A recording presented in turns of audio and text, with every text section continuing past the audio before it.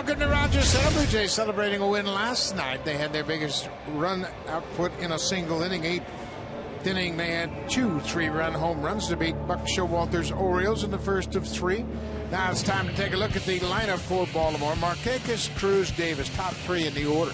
Then the center fielder, Adam Jones against Dustin McGowan, has gone 4 for 8 with a double and an RBI. So far this season, the Jays have pitched very tough to Adam Jones. Ryan Flaherty's at third base, and he's been swinging a hot bat over his last 9 games. A .321 average with 3 doubles and 3 runs driven in. They're set to face Dustin McGowan, who had their number the last time these two met. Well, he sure did. He gets ready for his 4th start of the season. He battled the bitter cold in Minnesota in his last start, lasted just 4 innings. Could not record an out in the 5th. He left with a 5-3 lead. He threw 85 pitches, and 12 days ago, this was the matchup. Dustin was brilliant, pitched into the 7th inning, held the Orioles to 5 hits and no runs. Defensively behind McGowan, it's Cabrera, Rasmussen, Bautista from left to right in the outfield. Laurie and Reyes on the left side. Goins and Francisco taking his 2nd start at first base on the right side. And Deanna Navarro back behind the plate. He's had 3 days off. Should be well rested. Francisco was out here earlier with Louis Rivera, getting some finer points and some tips at first base, preparing for the start tonight over there. He'll split time with Edwin between the DH and first base positions. Francisco played 62 games at first last year for the Milwaukee Brewers, so he is familiar with the first base bag. Nick Markakis set. Here's the first pitch of the game. It is in there, and we are underway. Strike 1 to Nick Markakis. Be careful of this Oriole team early on. They have outscored their opponents by 10 runs already in the first inning, their highest scoring inning of the season. They have scored 13 runs in the first inning, and you're right. They're up there to ambush something early. Markakis and then Cruz on deck. The Orioles, 3 runs on 8 hits last night. Cruz hit a 3-run home run in the 6th, but Edwin Encarnacion answered that with a 3-run bomb in the bottom half. Strike 3 count. There's that comeback fastball. Markakis is caught looking. That'll bring Nelson Cruz to the plate. He hit home run number 4 in the 6th last night. That was supposed to be a sinking fastball right there, but it stayed up over the middle of the plate, and Cruz, who has had a history of wearing out the Blue Jays, does it again with that 3-run home run. Last night was an Earl Weaver type of game, wasn't it? Pitching, defense, and 3-run homers. That's what Weaver always talked about. Get a well-pitched game, play good defense, and somebody will run into one. Cruz chases that high fastball, and McGowan's ahead 0-1. Nelson Cruz, .290 for the season. 4 homers and 16 RBIs. There's a drive into center field. Rasmus ranging back. He's got a bead on it and runs it down. Talk about fly balls. McGowan is a fly ball pitcher. And you got to make sure you try to get the ball down, change their bat speed from time to time, and he gets 2 quick outs here to start the first. Watching him warm up in the bullpen tonight, he was sinking it and he was cutting that fastball. Pitched into the 7th inning last time against these Orioles and only got 3 ground ball outs. This is a fly ball hitting team also. And Chris Davis, the home run champ from a year ago. Good sink on that fastball. You can see the shift is being utilized. That is Ryan going straight away and deep at second. Laurie is in shallow right field.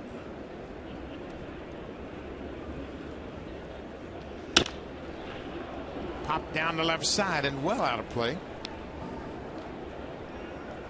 Blue Jays have done a nice job with Chris Davis. He's just 2 for 14. He has a solo home run and only 1 RBI.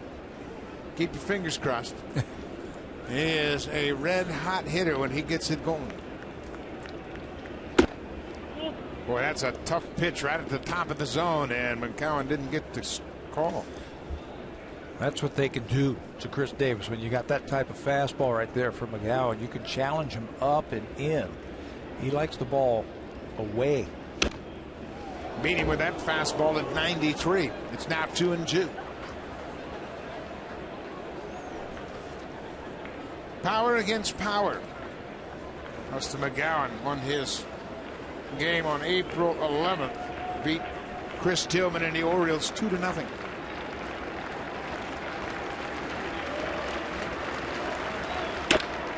There's a high fly ball to center. Rasmus back looking up. This ball is gone. Chris Davis got a slider down and out over the plate. Sped up his bat and he connects for a first inning home run. We mentioned the Orioles. That's the 14th run they've scored in the first inning. Yeah, their highest scoring inning of the year.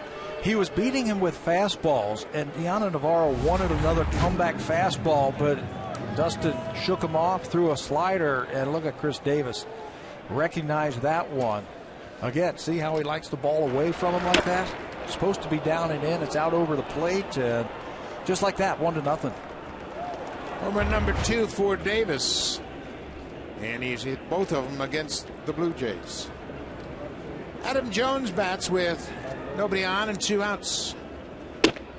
How many times have we talked about the American League East sluggers hitting breaking ball strikes with 2 strikes? Too many. Shorten up their swing. Yeah, and they're all good breaking ball hitters. Not that they're sitting on it or they're looking for it. They just shorten things up. They're just good hitters. You had the power aspect like that guy right there, and that's why you see him leave the yard. 1-1 pitch to Jones. High fly ball to right. Bautista back on the track. Just in front of the wall. He makes the catch. So McGowan gives up a 2-out solo home run to Chris Davis, and the Orioles have taken a 1-0 lead.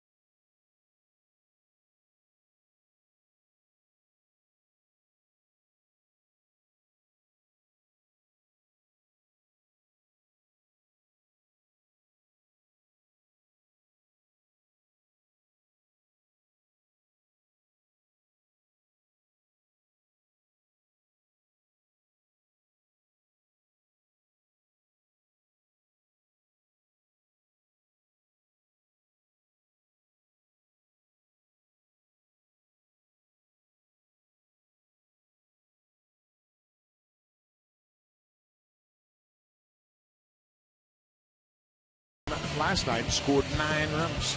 Jose Reyes is the leadoff man, and then the red-hot Melky Cabrera. He's got a 5-game hit streak. He's hit in all but 1 game this year for the Blue Jays. And then down in the order, Colby Erasmus is in center field against Chris Tillman. He's put up big numbers, including a couple of home runs and 4 RBIs. So that's a good matchup that favors the Blue Jays tonight. Erasmus against Tillman. Only loss this season by Chris Tillman came to the Blue Jays in Baltimore. Didn't pitch poorly through 8 innings, gave up just 3 hits, but he was outpitched by McGowan. A couple of unearned runs hurt him. Set a season high in that game in strikeouts with 6 against the Blue Jays. Chris Tillman is now just 25 years old, and he just turned 25. He has really come into his own. He's from California. He was born in Anaheim and lives in Fountain Valley. Reyes takes the first pitch, strike. Jose Reyes back at shortstop and in the leadoff spot. Went 1 for 5 in the game last night.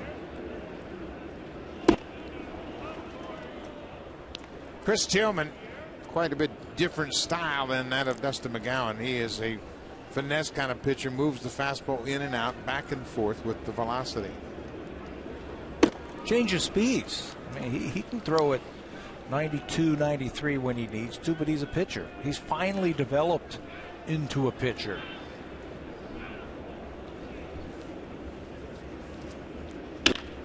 Reyes hits it to the first baseman. Davis will go to the bag. One down. Let's check out the Orioles defensively, and they've gotten off to a shaky start. David Lowe is in left field. Gold Glover's in center and right. Jones and Markakis. They're missing their third baseman, Manny Machado. We've got some news about Machado. Flaherty's there tonight. J.J. Hardy did not play last night. He has a Gold Glove. Jonathan Scope is at second. Chris Davis is at first, and the Gold Glover, Matt Wieters, is behind the plate. Jonathan Scope back at second base. He's made 4 errors this year, all 4 of them at third base. So they wanted to put him back to second base. Melky Cabrera goes after the first pitch and drills it up the alley in right center. Here goes Cabrera. He will stop at second, and he is on fire. That's his 32nd hit of the season. That extends his hit streak to 6 straight. This is totally different than what we saw from Melky Cabrera last year. Injuries held him back last year. Now he's got the power back. He's got his legs underneath him. He's in great shape. He's not wasting any time to a strike thrower. Belt high. And that looked like his home run swing from last night. The Blue Jays lineup has all of a sudden gotten length. With the return of Reyes, Cabrera's down in the 2 spot. Now you got to deal with Jose Bautista. Bautista has reached in 20 straight games. He goes after that first pitch. He was hunting Homer, looking for that first pitch piece of cheese, and he fouled it over the dugout. Best time to get a good starting pitcher, you got to get him early before he gets into a rhythm and before he finds his release point. A lot of strikes to Reyes. First pitch to Melky, he hits it. Why not? Get up there hacking. 0-1, 1 out. It's a high changeup. The appeal to first is denied. Mike Winters down at first and no swing. Ball and strike to Bautista.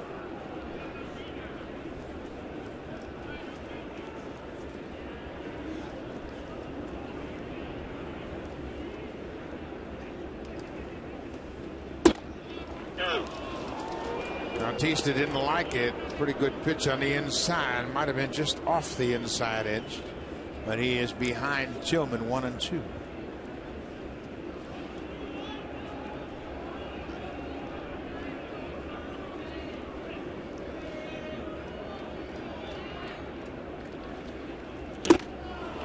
Another high changeup, and Bautista strikes out.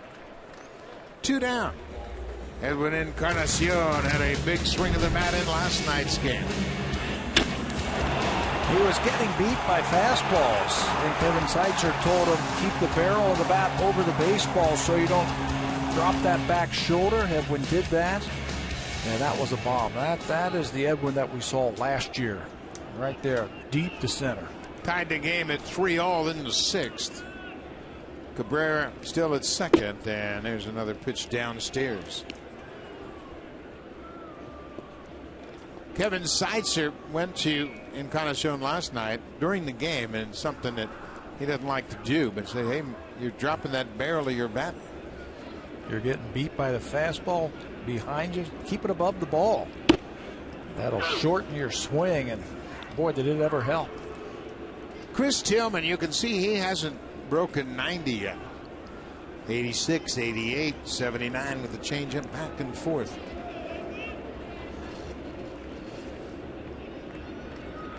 Ball on a strike. Downstairs. Now, if Tillman was left-handed, you'd say he was crafty. You'd call him Mark Burley. But now you say, well, he's not much of a pitcher. I think he's an outstanding pitcher. Burley does it the same style. It looked like Burley's really locked in on Tillman right now. Yeah, why is that? Why are they crafty lefties when they throw 84? There's a good changeup, 80 miles an hour, and he really sells it with his arm action. Boy, he's got a long arm swing, and he's got all the pitchers right now working for him. He's their ace. Good changeup. Floats a curveball up there. He can pitch up in the zone with that windup and with that arm swing. 2 balls and 2 strikes. Changeup after changeup. That tells me he's got a good one and lots of confidence in it. Melky Cabrera with a 1-out double. Still camped out at second. Juan Francisco is on deck. Full count, 2 outs. Broken bat popped up on the infield. Jonathan Scope, the second baseman, makes the catch, and Tillman leaves a man stranded at second. We'll go to the second inning. Baltimore has a 1-0 lead.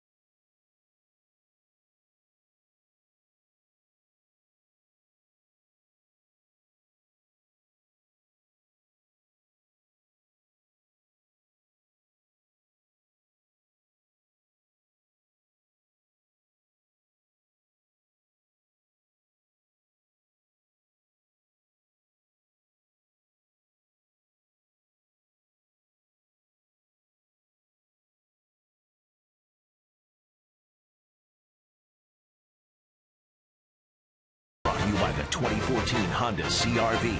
Honda, proud to be the official vehicle of the Toronto Blue Jays. And by Home Hardware, homeowners helping homeowners with expert advice.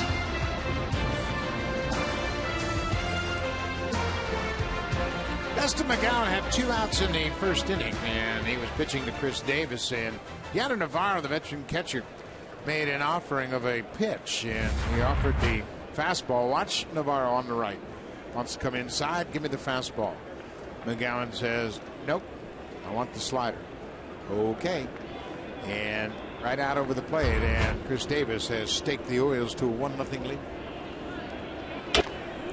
Now Waiters goes after the first pitch, and it's a bouncing ball to first. Easy out for Edwin Encarnacion. 1 pitch, 1 out here in the second. Isn't that funny how a catcher has a really good feel at the plate of what's going to work? And at a fastball, he was beating Chris Davis with the fastball, and he shook to a breaking ball. And having been back there, catchers aren't always right. That's for sure. Pitcher has to have conviction in what he's doing. McGowan felt like the slider was the good pitch, and if he buries it down off the plate, I'll agree with you. But you can't throw a breaking ball strike with 2 strikes to power hitters like Jones and Davis. J.J. Hardy hits it off the end of the bat. Rasmus quickly to his right, runs it down.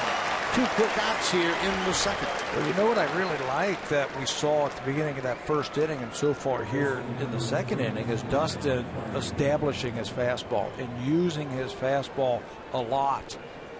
I think everything for him comes off of that. And again, we were watching him warm up. He was sinking it. He was cutting it. A little bit of everything, but use the fastball. He's got a good one. So you saw Luis Rivera shuffling the defense around. They're going to keep Laurie at third to guard against a possible bunt from Ryan Flaherty. How about a quick inning? Dustin McGowan underhands to first, 4 pitches, and the Orioles are done in their half of the second.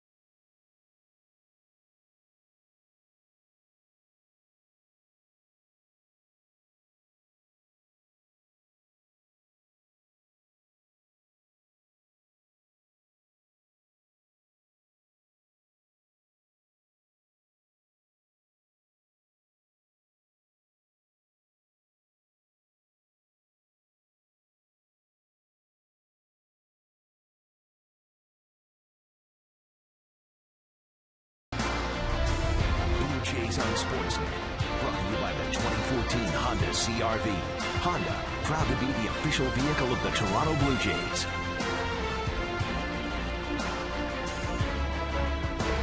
Beautiful shot from center island, looking back to Rogers Center in CN Tower. It was a beautiful afternoon here in Toronto. A little bit cold, but a gorgeous sunny day. So the Blue Jays had a quick inning. And they've had Chris Tillman right back on the mound. He didn't have much time to rest.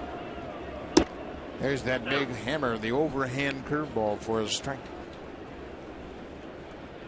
Juan Francisco having 400 early on. Francisco had a couple hits last night, and he gets hit.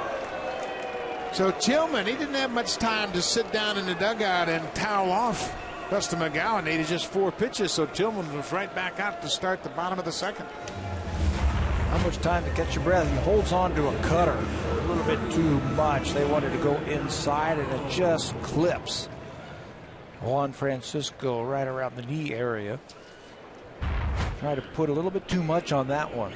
Francisco had a triple and a single in 4 at-bats last night. He scored a run in the 8th. Leadoff man aboard against Chris Tillman. Yonder Navarro has had a couple of games off and 3 days in total, counting the off day.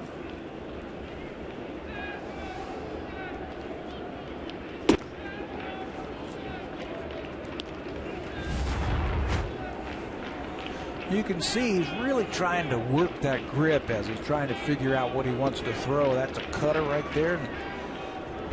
It seems like he threw it a little bit too hard. A lot of movement. He was really rolling that ball around in his glove.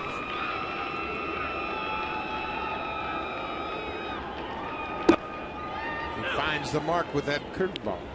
Well, you don't see many good curveballs like that anymore. As the strike zone has gotten shorter, pitchers became frustrated because that big breaking curveball was rarely called a strike. So most of them scrapped it and used the slider. Roy Halladay is a perfect example of that. Sinker, slider, cutter. There's a base hit into right field. Francisco's headed around second. He will go to third. Yonder Navarro has a single, and the Blue Jays have something going. Chris Tillman hit Francisco, now gives up the single. High fastball, and he likes to throw up there. Likes to throw the pitch up in the strike zone, try to get you to offer at it, pop it up, or hit a fly ball. But you could see Navarro does a good job of getting on top of that one, keeping that swing short, rifling the ball into right field.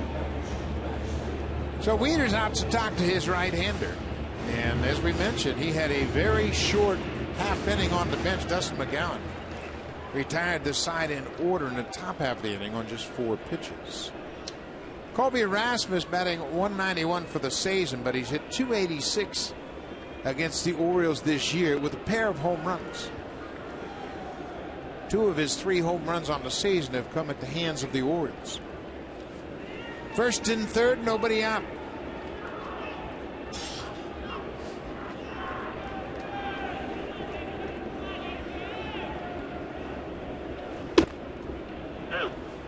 Fastball on the outside corner.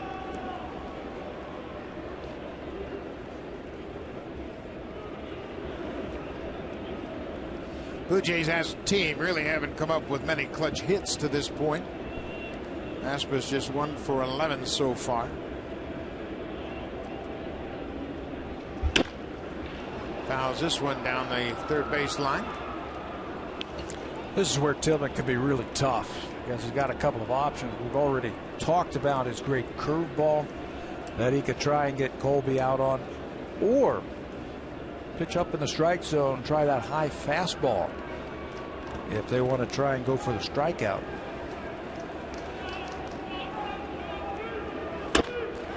Rasmus hits it high down the right side, but that's going to reach the seats out of play. Colby obviously wants to put the ball in play here. Tillman has a strikeout. That came against Bautista in the first. He now has 21 strikeouts for the season.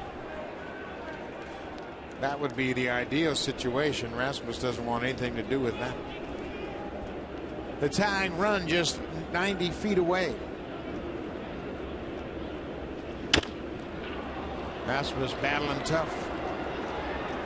You can see they're trying to stay away from Colby. They saw what he does when they leave that ball on the inner half in Baltimore. He'd shoot long home runs. Yeah, and it doesn't matter how hard you're throwing or how soft you're throwing. Up and in, down and in. He can handle that. Another 0-2 pitch. Breaking ball back to the mound, and Francisco is in a rundown. And now they've got him moving toward the plate, and they're going to tag him out. Navarro had to hold at second, so the Orioles get the best situation. They get one out, and now the double plays in order for Brent Laurie. And he has been blistering the ball with runners on base. This was last night, a pitch that was down, and he has been hammering those pitches down. Remember the grand slam in Minnesota? It was a pitch that was down and in. He dropped the head on that one. That pitch was down. Hammers it out in center field. Hit a home run in Baltimore on a pitch that was down and in. Navarro at second, Rasmus at first.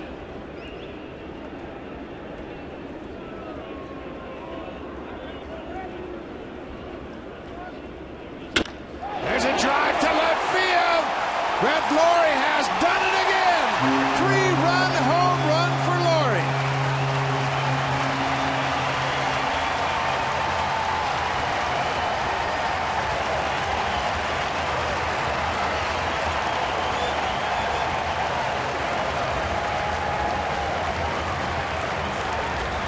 Last two pitches that he has seen, he's got 6 RBIs.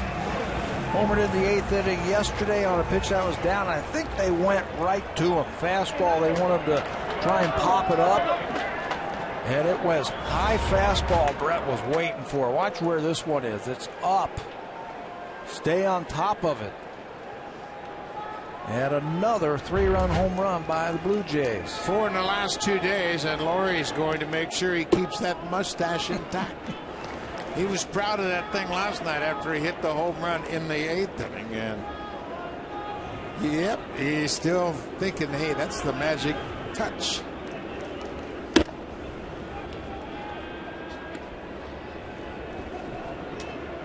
Two-0. Number 9 hitter is Ryan Goins. That was tagged. That was tagged is right, Jose. For Laurie, that's his 5th home run. He now has 18 RBIs. How about that? Make him count. Get him on base. And Ryan Goins takes the walk. Boy, you've just got to think that short inning threw Tillman out of sync. Boy, I'm with you. 4 pitches, and then he's got to get back out there. Brett not wasting any time right there. Another home run. First pitch. Way to jump on it. Way to be aggressive with runners in scoring position.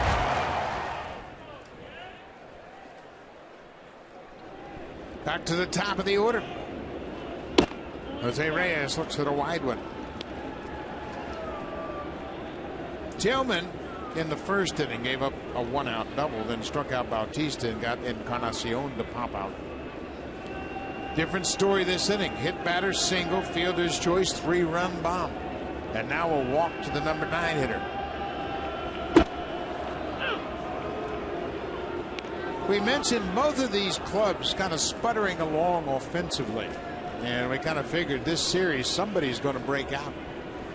All you had to do was watch these teams take batting practice yesterday and today. You're like, okay, ball's jumping, you better get the ball down if you're pitching. Jose Reyes high and deep to right. Marquette is looking up. Goodbye home run. Number 1 for Reyes.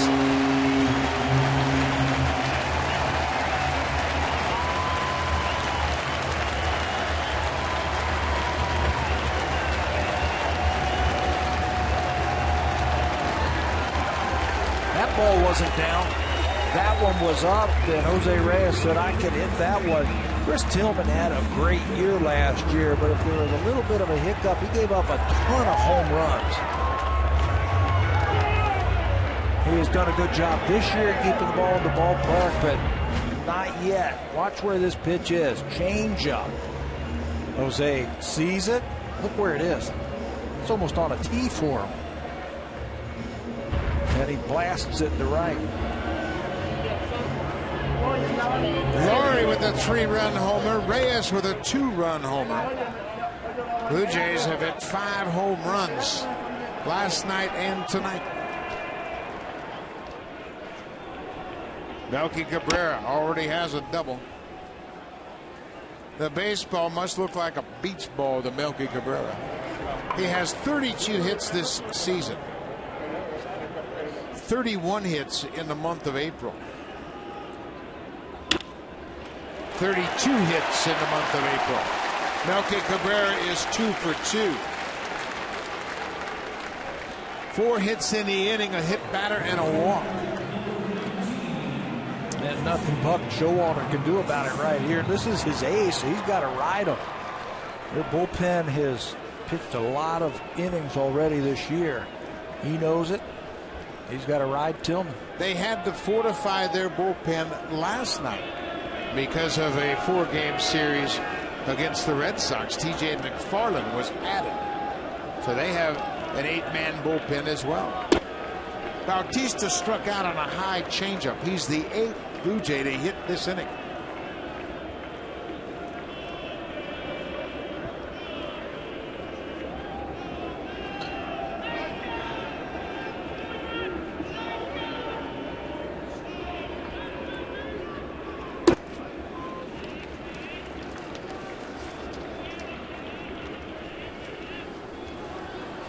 TJ McFarland is the pitcher that came up yesterday, and he pitched an inning in last night's game. He is a starter, so he's able to give the Orioles some length. 2-0. Now 3-0. Kevin Seitzer has a feeling that this was going to happen. His club had some good at-bats on the road trip. They broke out against the Orioles on Sunday the 13th. Bautista takes a 3-0 strike. You've seen it before. Blue Jays have played a lot of road games already this year. And when you get a chance to come home, you can sleep in your own bed. You can come out here early. You can get some extra swings. They've taken some extra batting practice the last couple of days, and find your swing. Bautista, strike 2. It's full count. Still just 1 out. Edwin Encarnacion is on deck.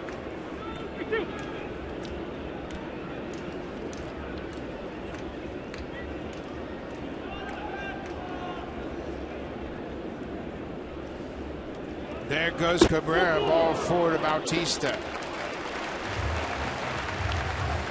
Edwin Encarnacion, big year last year with the home runs, and he hit his first last night. And this is where he likes the baseball, when he connects. Middle in. A lot of power hitters, that's where they like it. You can see up and in, middle and down and in for Encarnacion. What he has done in the last couple of years, he's become a very good breaking ball hitter. He's got a lot of home runs off of off-speed pitches. A bat-around inning for the Jays, and Encarnacion takes a first pitch strike. Jays have sent 9 men to the plate.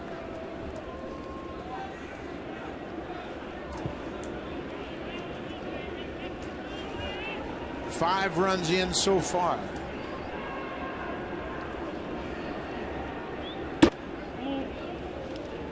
Up and away, ball on a strike.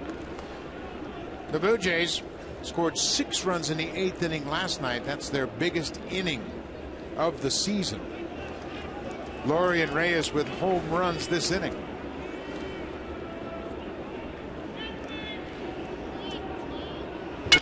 Broken bat through the left side. That's a base hit.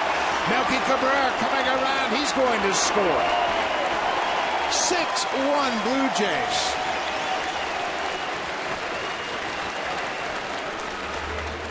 Had him went out in front on that one, broke his bat, but he found a hole. And right now, Jays are rocking. Everything they hit right now is finding a hole. Off the end of the bat, Melky scores without a throw. Helpless feeling for Buck Showalter. He knows he has a tired bullpen. He's got his ace on the mound, Tillman, who was great against the Blue Jays last time. And was hoping for 7, 8, 9 innings tonight at second inning. I'm with you. Juan Francisco started it. He was hit by a pitch. Set down at 4 pitches. He's back out there and hasn't looked the same. And you can give Dustin McGowan an assist. 3 up, 3 down on 4 pitches. Tillman had to go right back out for the bottom of the second. 1 out. Big cut and a foul off at home plate. 32 pitches by Tillman this inning. And it has to feel like it's just an extension of the first. 46 total now through 2 innings.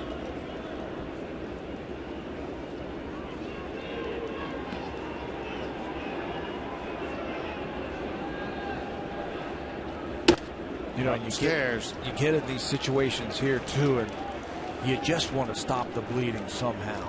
Just get some kind of out right there, something positive. To the credit of the Blue Jays, they're up there dialed in right now. Bautista took a walk. Encarnacion broke his bat, picked up an RBI. 2-1 to Francisco. Right at the top of the zone. He was looking down. Now it's 2-2.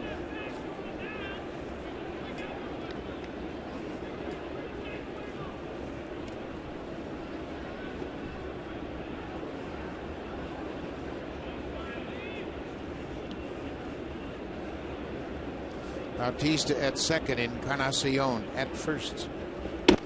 Strike 3 called.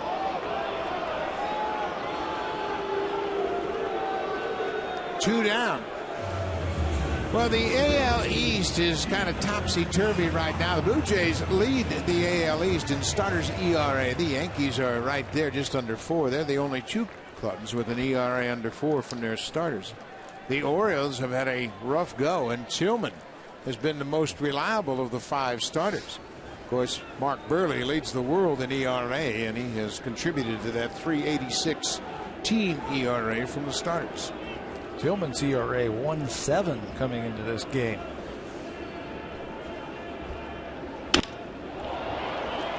There's a fly ball off the bat of Navarro. This should end the inning, and it does. But the Blue Jays break out big against Chris Tillman. 2 home runs. Brett Lawrie, his 5th home run of the season. A 3-run homer to left center, and then 2 batters later, Jose Reyes connects for the first time of the season. A 2-run shot. 6-1 Jays.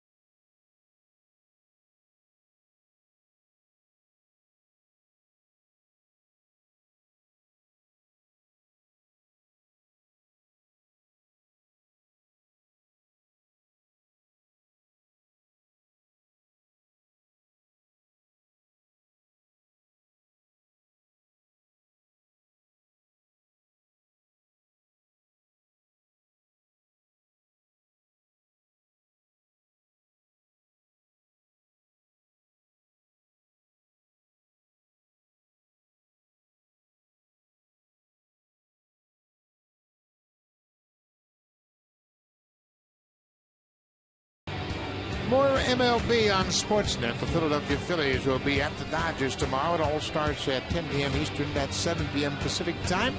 So make sure you check it out. The Phillies and the Dodgers. The Dodgers are getting some good news about Clayton Kershaw. He's starting to throw again off the mound, and hopefully they'll have him back before too long. And there's a Roy Halladay Phillies jersey in the house tonight. Of course, Doc was here for the opening game and throughout the first pitch of the season. Blue Jays have a 6-1 lead. They won last night 9-3. This is a big week for the Blue Jays. 3 against the Orioles, 3 against the Red Sox.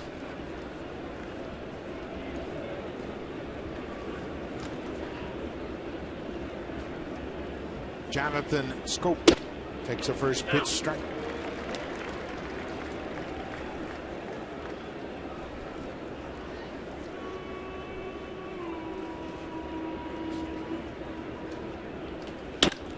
Breaking ball hammered to left field. Cabrera's back. It's over his head. He plays it off the wall, and Scope is headed for second. Now Cabrera drops the ball, but he's going to be able to get the ball back in and keep Jonathan Scope to a leadoff double. His 7th double of the season. Looked like another breaking ball. He got beat on a breaking ball. Slider hit over his head. Melky plays it off the wall and then forgets something. But he's able to get the ball back in.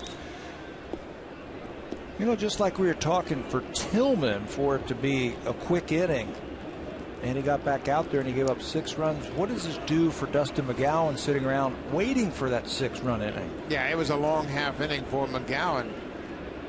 In reverse, obviously. He was sitting on the bench, and there he gets David Lowe to swing at the first pitch. Dave Wallace, the pitching coach, checking with Chris Tillman. Tillman knows what the situation is. He's got to give the Orioles some innings.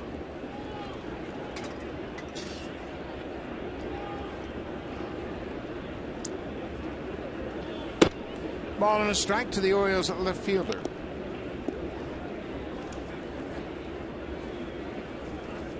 David Lowe came from the Kansas City Royals and provided a left-handed platoon situation in the outfield. Nelson Cruz is the DH tonight. He splits time with Lowe in left.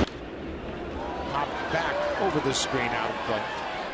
He basically takes the place of Nate Clout, who was with his team last year and was signed away.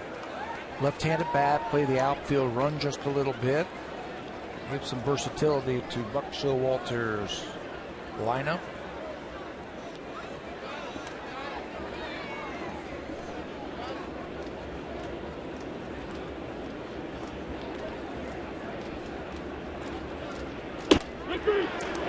Again, McGowan uses that two-seam fastball to get the second strikeout. It's the same way he finished up Nick Markakis to start the game.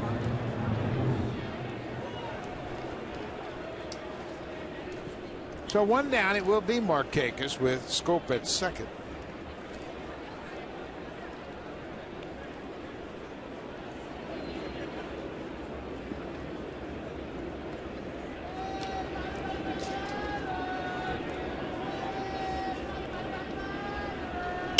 Goes after that first pitch, and he's late.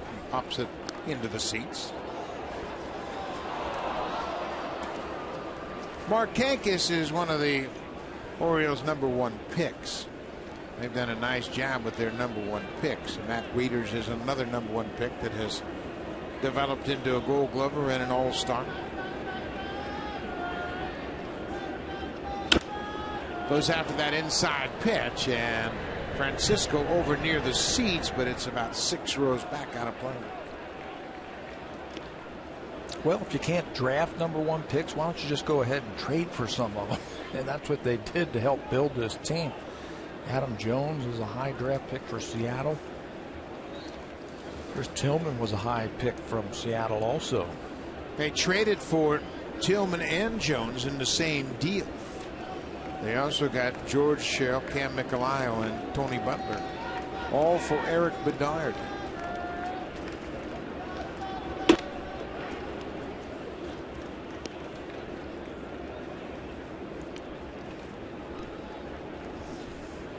Chris Tillman came into this ball game with a pretty good record, 2-1 with a 1.71 ERA. That's going to jump. Markakis spoils a good pitch.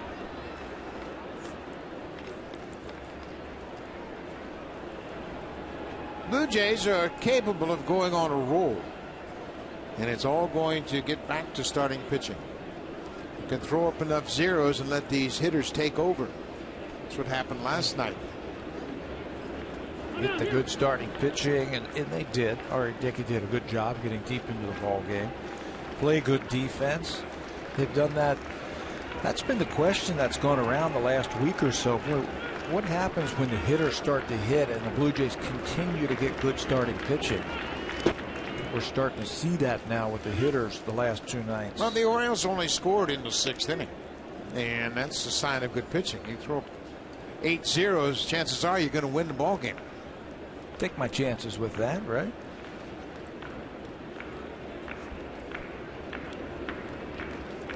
Two balls and 2 strikes to the Orioles leadoff hitter, Nick Markakis.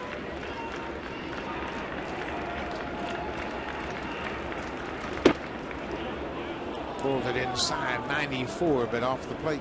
Now it's a full count. Nelson Cruz is on deck.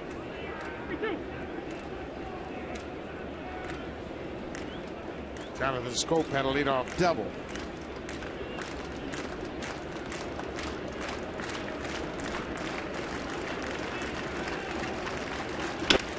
There's a base hit through the middle. Scope is being waved around third. Rasmus will throw the ball back into the infield and concede the run. Markakis with a 1-out RBI single. It's now 6-2, Jays. Let's check in with Jamie Campbell.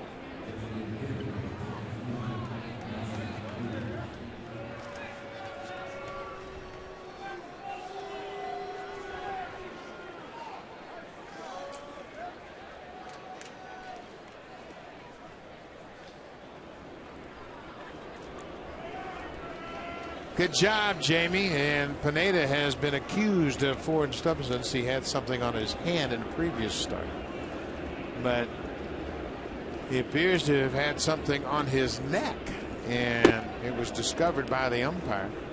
And the rules are very, very clear, black and white. If you have a foreign substance on your body while pitching, it's automatic ejection and suspension. Suspension for them. How dumb do you have to be? He got away with it the first time in New York. Yeah, that's the last thing the Yankees need is a suspended starter. They just lost Ivan Nova to Tommy John surgery. I tell you what, with as much video as there is nowadays, you really got to be bold to even think about it. Markakis broke early, and McGowan's got him in a rundown. And now Ryan Goins tags him out. Markakis guessed with McGowan and lost. Well, that's a big out in a 6-2 game. McGowan did a good job of holding the ball. He heard there he goes and stepped off the rubber. Teams against McGowan, I think they have something on him when he's in the stretch that he rocks forward before he lets go of the ball or he rocks back. Base running mistake there by Markakis, thinking he saw something. And it's going to be the second out of the inning. Boy, that's a big out at this part of the order. Markakis guessed and guessed wrong. He's caught stealing 1-3-4.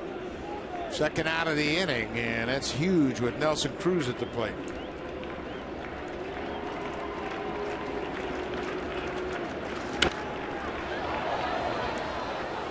Cruz hit the 3-run home run in the top of the 6th in last night's game.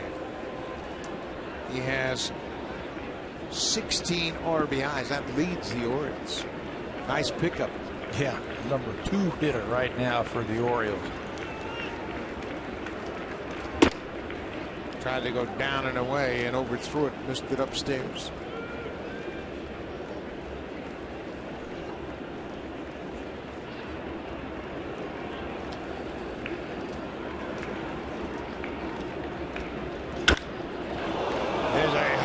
Deep drive. All Cabrera can do is watch it sail into the second deck. Nelson Cruz continues to put up huge numbers against the Blue Jays. Boy, that Marquez is out. Not only does it save a run, but now you've got 2 outs instead of 3 runs in. That's a solo blast right there. He's driven in a run now in 7 straight games for the Baltimore Orioles. Fastball that was riding up right into his swing. And that's in the second deck. Chris Davis homered on a 2-strike slider. His second home run of the season. That came with 2 outs in the first.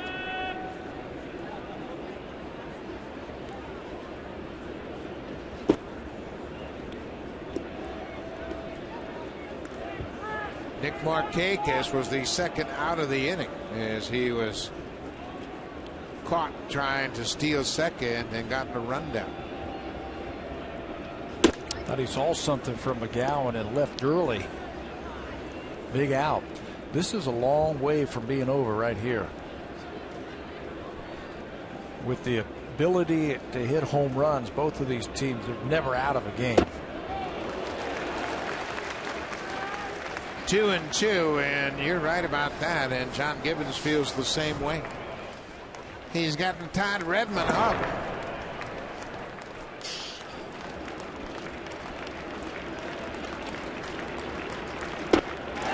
McGowan comes back and strikes out Davis with a good fastball. A couple of strikeouts in the inning.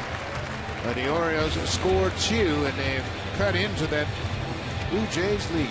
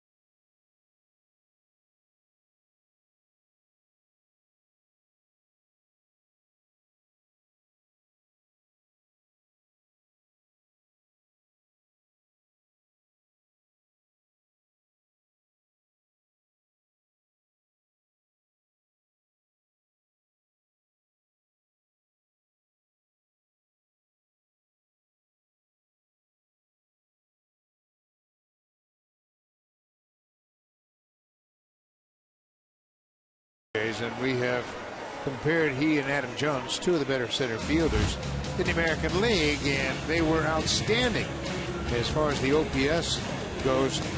Mike Trout led it. His was over 1. Then Colby Rasmus was second, and Adam Jones was third. And those are big numbers for center fielders who, first and foremost, are good defenders. Yeah. But they also put up good offensive numbers. Mike Trout is in a league, I think, all by himself. But the next grouping, you got to put Adam Jones. He's an outstanding talent. Colby's right there with him. Jacoby Ellsbury, Desmond Jennings, Coco Crisp. Some other center fielders in the American League are outstanding. So it's a 3-run Blue Jays lead, 6-3. Rasmus reached on a fielder's choice and scored. There's a good changeup. Well, Tillman gave up 6 runs in the second, but that's not his high. He gave up 7 runs in 2 different occasions. July 19, 2010 against Tampa Bay, he gave up 7 runs in the top of the 3rd. And then in July of 2012 at Minnesota, 7 runs in the top of the 1st. But his job now for the Orioles is just to put up some zeros. And he strikes out Rasmus to start the bottom of the third.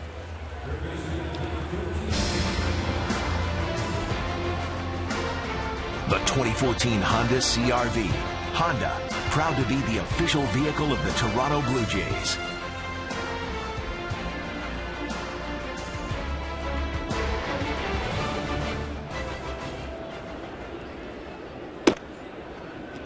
Brett Lawrie with one out.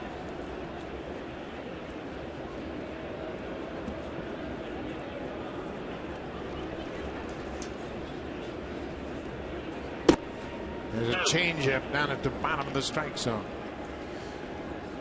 Brett hit a 3-run home run in the second inning, part of a 6-run inning. Upstairs, 2-1. Brett's batting average is just 147. That's 23rd among Major League third basemen. But he is second in home runs to Pedro Alvarez of the Pirates. And he has tied his career high in RBIs for a single month with 18. And he's got to be up there in production in RBIs with those 18. Well, Rasmus strikes out, and then Lawrie strikes out. So Tillman has righted the ship momentarily here in the third. Well, what you need from an ace is you need him to forget about what happened last inning. And you mentioned it. Start throwing up some zeros. He knows the predicament that this team is in with their bullpen. He needs innings.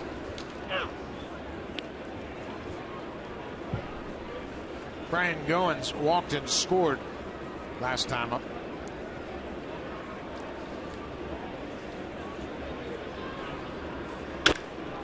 Bounce to third. Nice play by Flaherty. Backhand and across the diamond. 3 up, 3 down. Go the Blue Jays into third. Go to the fourth. Tillman righted the ship.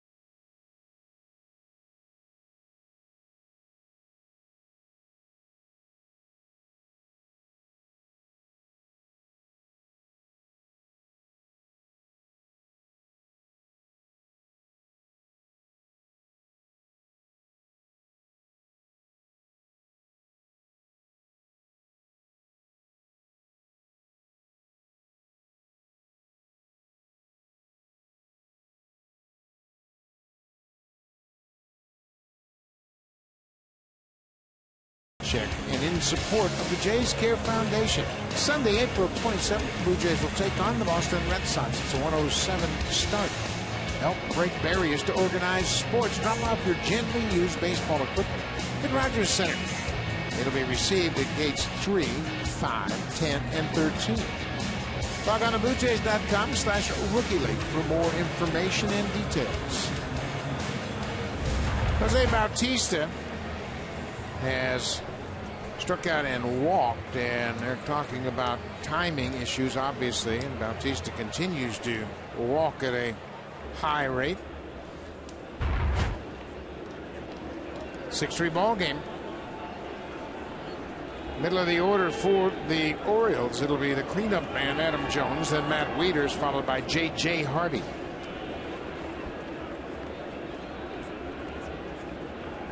Dustin McGowan has given up a pair of home runs, both solo homers.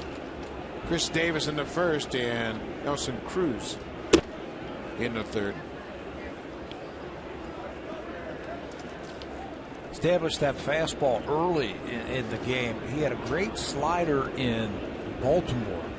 Great breaking ball. I wonder if he'll start busting it through here in the second time around. We haven't seen it yet. Nope. He has thrown the one to Chris Davis, but we haven't seen that real biting, good down breaking slider. Talked to him after that game in Baltimore, and he said that was some of the best stuff that he has ever had. Really good sinking fastball that Jones cuts on.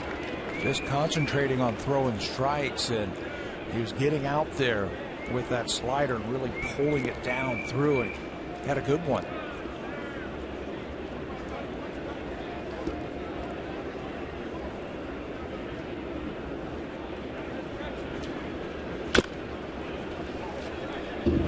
Blue Jays have really pitched Jones tough, and rightly so. He has always worn them out.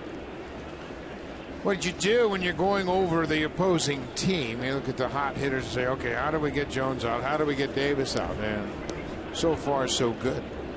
But Jones in this ballpark has hit 12 home runs in 216 at bats coming into this game. Brett Cecil really had him talking to himself last night late in that game when he struck him out. Came in the seventh inning. Cecil walked the first batter he faced, Chris Davis, and then struck out Jones and Clevenger to end the seventh.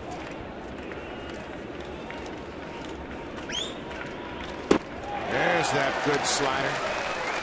That strike to ball slider, and Jones strikes out. That's 4 strikeouts for McGowan. He says at times I get on the side of that ball and it just spins up there. When I stay on top of it and really drive through it, that's when I get the results I need. First out of the inning, Matt Wieters grounded out to the first baseman on the first pitch he saw.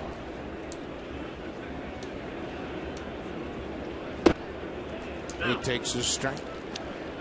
Wieters did not play in the game last night. He's experienced some stiffness in his right forearm, and he did not play in Boston and then missed the first game here. Said it's nothing really significant. He just didn't want it to become significant. Steve Clevenger played in the game last night. Did a heck of a job. Clevenger was on base 3 times, had a couple of hits and a walk. He also struck out. This guy's one of the best catchers in the American League right here, and he plays all the time. It's off to a good start. He's a former #1 pick, as we mentioned. He came out of Georgia Tech in 2007. He's an all-star in 2011 and 2012. He also won Gold Gloves both of those years. Switch hitting catcher, boy, that's premium. It's like having a 3-man catching staff. 2 of them in this series. Deanna Navarro switch hit catching. High pop fly down the left side and into the seats. Well, the Blue Jays, so far this season, they won 2 of 3 against Baltimore at Oriole Park at Camden Yards, and they won the opener. They have lost the last 2 season series to the Orioles. Last year, they went 9-10 against the Birds.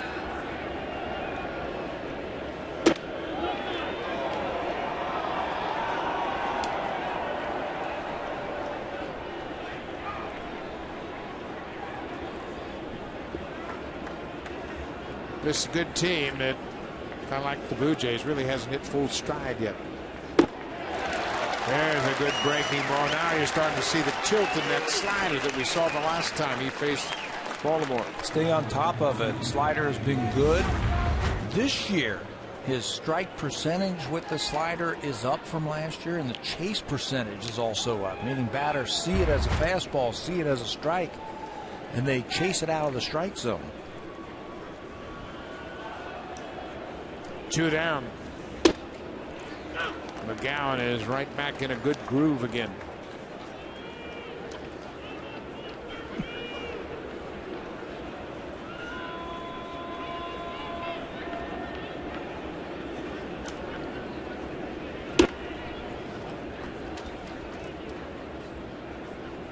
Ball and strike.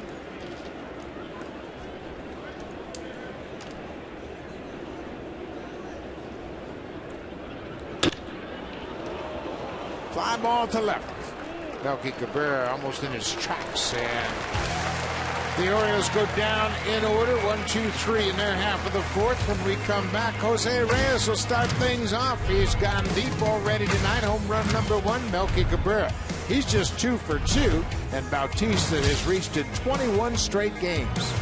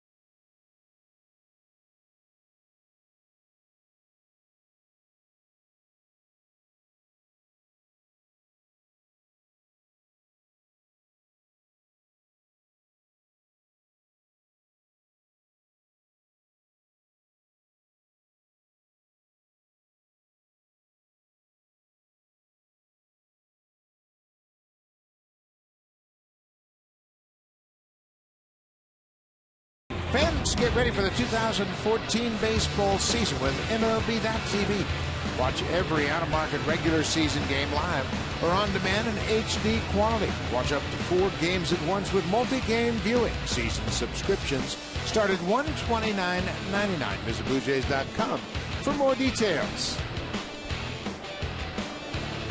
Lots going on so far at Rogers Center. 9 runs on 10 hits have been scored by both clubs. And there have been 4 home runs hit already. It's a big inning, I think, for Chris Tillman. They need zeros. They need some innings. They're at the top of the lineup right here. He's got to go right through the batting order of the Blue Jays. And they need innings from him. They need him to go deeper into this ball game.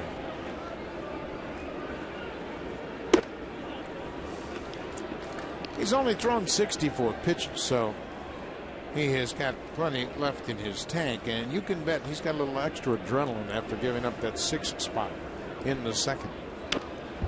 The changeup is fouled back by Reyes.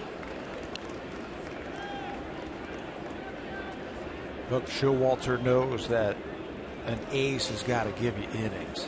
And we've seen plenty of examples of that over the years of guys getting hit around early in ball games, but then they stick around and find it. Strikes out Reyes with a good changeup. That's 5 strikeouts for Tillman. He has struck out 3 of the last 4 batters he's faced. Great release point. He digs that ball back into his palm of his hand, and the ball goes straight down. It acts almost like a split finger. You make a great point about the makeup of an ace. He's out there for the long haul. Buck Showalter talking to Ubaldo Jimenez, another starter. That's Gonzalez right in front, and you can bet he's talking about Chris Tillman right now. You can't worry about the ugly numbers. You just got to keep battling. Scope, the second baseman, gives way to Adam Jones, the center fielder, and Melky Cabrera is retired for the first time tonight. Well, how many times have you seen it in all the baseball games that you have watched where a number 1 or a number 2 for a pitching staff gets hit early in the game, and then they find it, and the next thing you know, they throw up the zeros and give their offense a chance to come back? You and I were talking earlier today with Brendan Morrow about that, and all 3 of us at the same time said CC Sabathia. And we go back a couple of years, Ricky Romero and CC Sabathia were hooked up at Yankee Stadium. The Blue Jays scored 4 early against CC, and everybody said, oh, he's done. He's knocked out. Not the case. He straightened himself out, pitched into the 8th inning, won the game. Started using his cutter a little bit more, started using his changeup a little bit more, pitched deep, and ended up winning the game.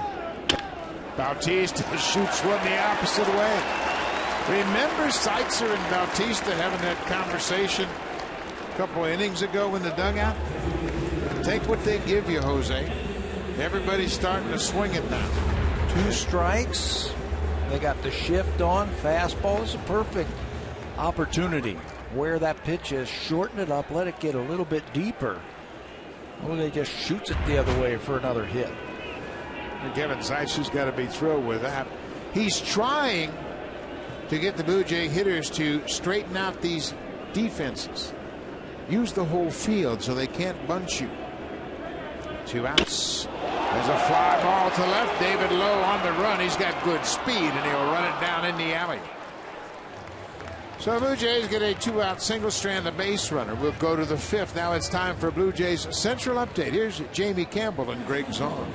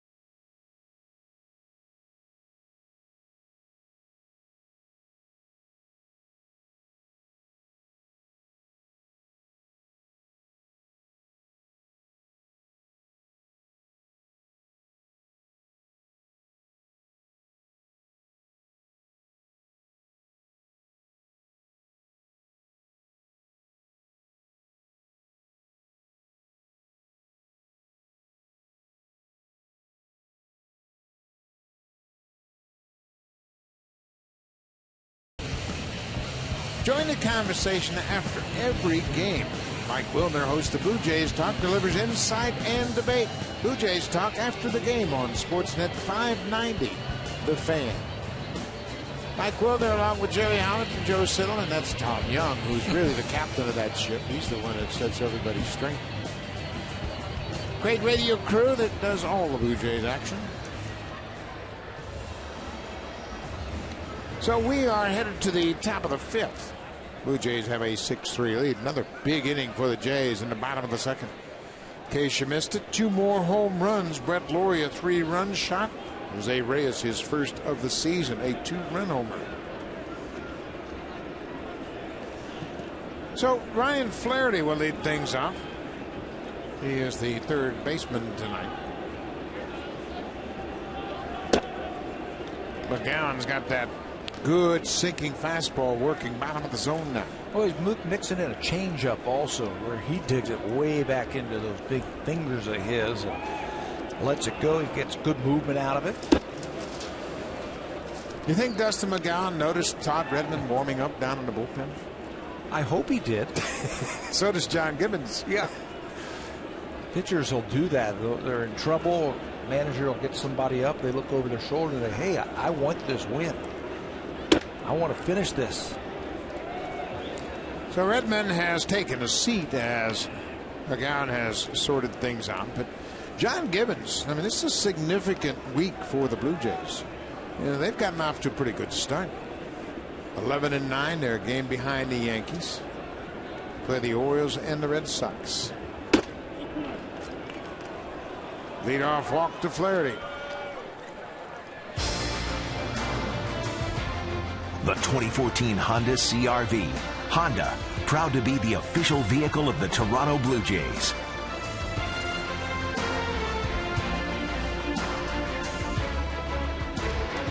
Top of the 5th inning, Ryan Flaherty takes the leadoff walk. Jonathan Schoop had a ringing double over Melky Cabrera's head in the 3rd. A leadoff double. He came in to score on Markakis' RBI single. So Deanna Navarro will take the slow jog out to the mound to have a little chat with Dustin McGowan. And McGowan wants another baseball. McGowan has thrown 61 pitches, so he's in good shape in that department. Got under that last one just a little bit. And anytime you get under it like that, you shoot it up into the strike zone.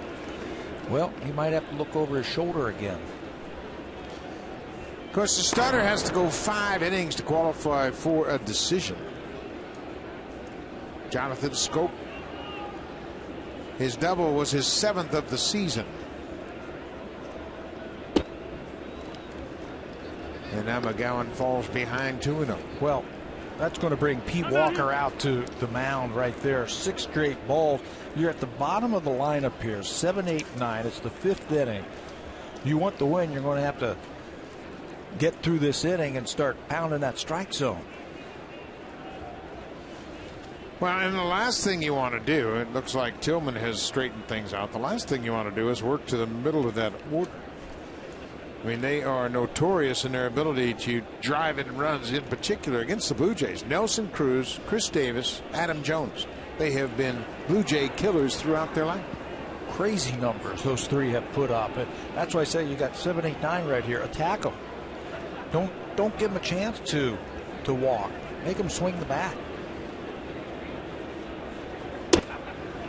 There's a breaking ball in there for a strike.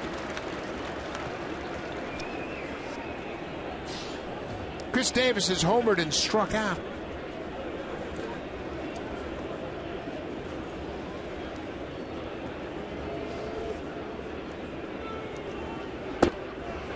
Strike 2.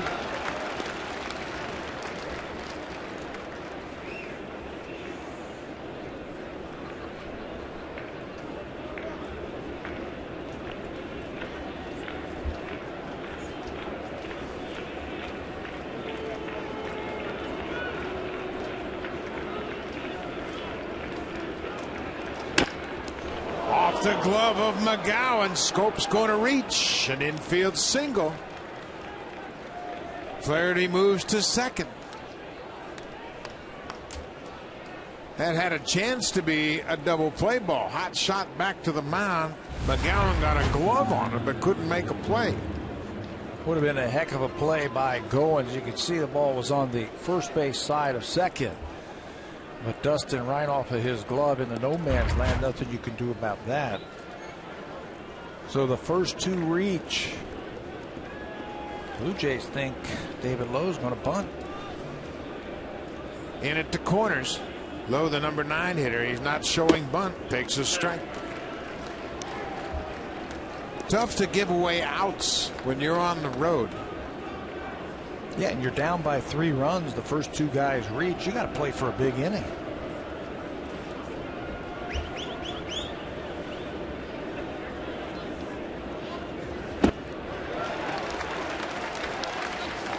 Two. Markakis is on deck in an RBI single his last time up.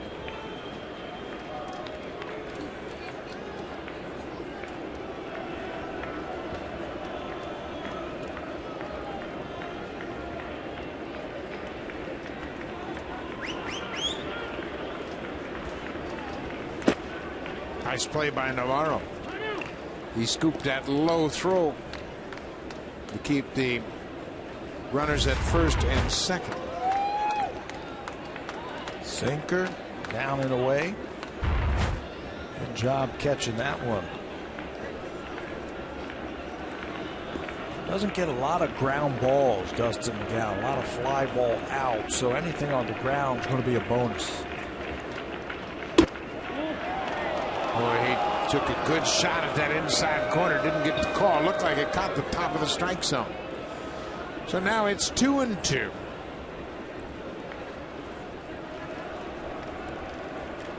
The wheels are spinning in both dugouts.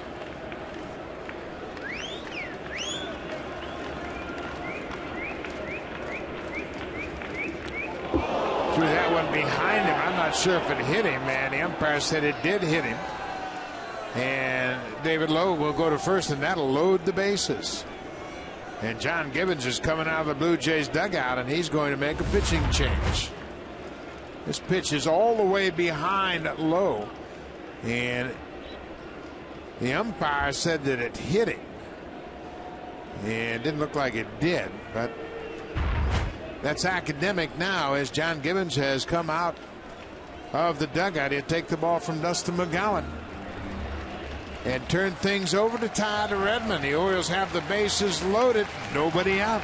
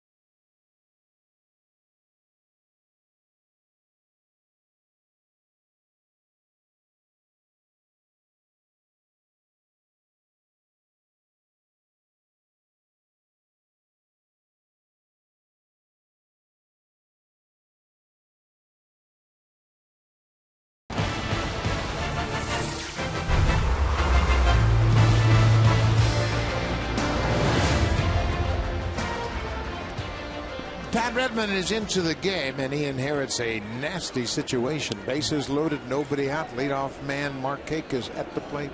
Throws strikes. That's what he does. That's what you're going to have to do in this situation right here. You can see Redmond's numbers outstanding in 5 games. ERA of 0.68. He'll come right after you. Fastball, slider, a little bit of a split finger changeup. Ryan Flaherty walked. He's at third. Schoop had an infield single, and David Lowe was hit by a pitch. Bases loaded, nobody out for Markakis. Ball 1.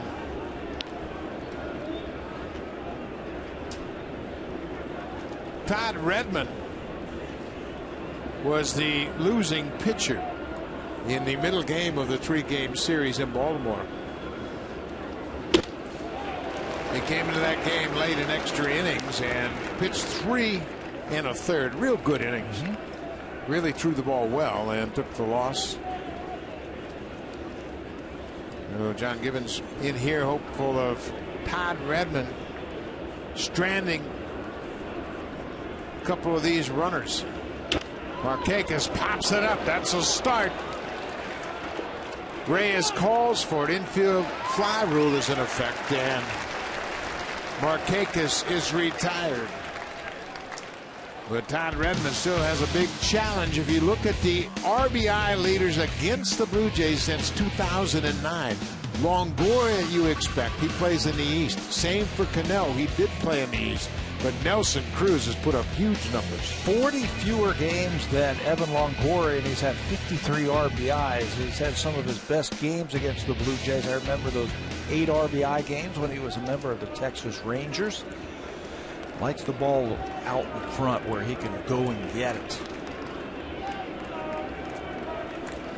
Nelson Cruz homered in the 3rd and takes one inside. He's got 6 career grand slams.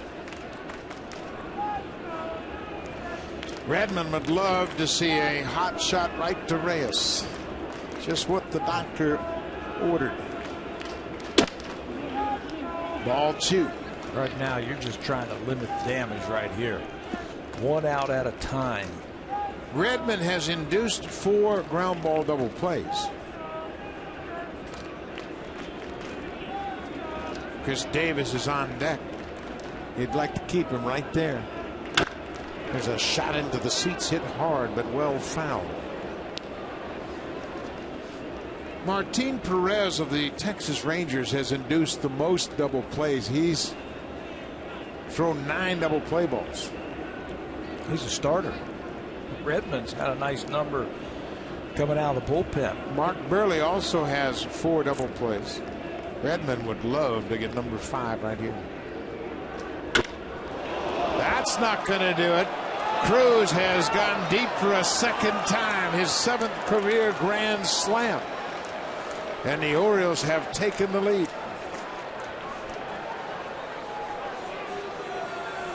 Wow, he always looks comfortable. I've never seen him get fooled on pitches.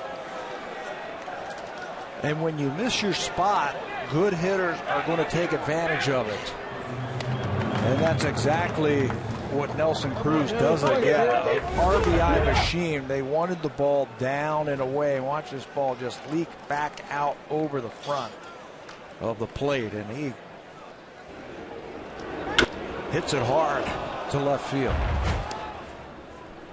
Nelson Cruz, his 7th career grand slam. That's the 3rd Oriole home run of the night. 6 of those Oriole runs will be charged to Dustin McGowan.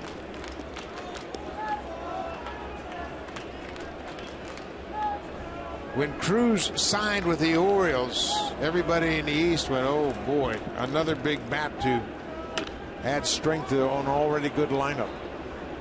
And you had to figure it was only a matter of time that the Orioles started swinging it. I think they had something like 11 home runs coming into this game.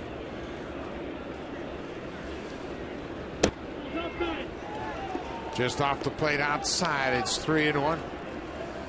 Chris Davis homered with 2 outs in the first and then struck out to end the 3rd.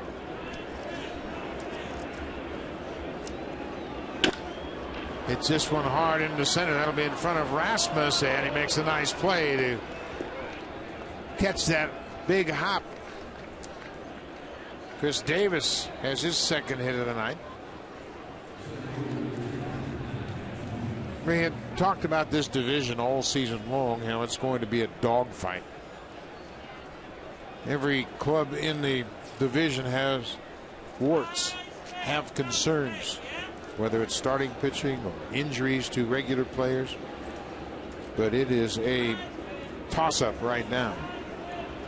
Team that stays healthy and that team that gets the best starting pitching is going to win it.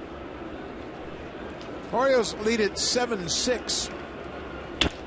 Adam Jones hits it hard into center. Another one-hop single to Colby Rasmus, and Todd Redmond has given up a home run and 2 singles.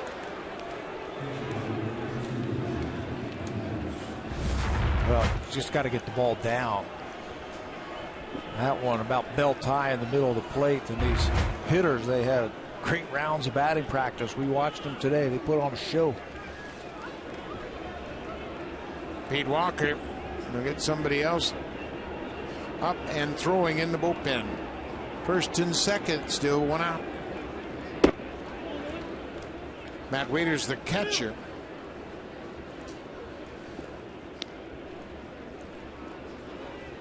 Couple of heavyweight offensive teams going toe-to-toe early on. Orioles scored 1 in the 1st, 2 in the 3rd, now 4 here in the 5th. Blue Jays scored all 6 of their runs in the 2nd. Wieters hits it high and deep to left center. Rasmus looking up.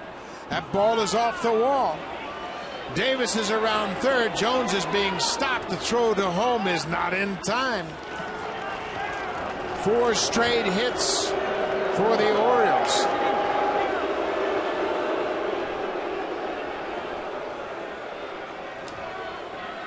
Jones, that back runner, had to wait for Davis because he wasn't sure. You can see this ball is hit hard. Davis wasn't real sure if Colby Rasmussen was going to catch this one. So Davis, you see it, or excuse me, Jones coming right behind him and has to be held up at third base. Matt Wieters puts a charge into that one. 4 straight hits now. And Chris Tillman, after giving up a 6 spot in the second inning, has a 2-run lead. Jay Happ, the lefty, loosening up.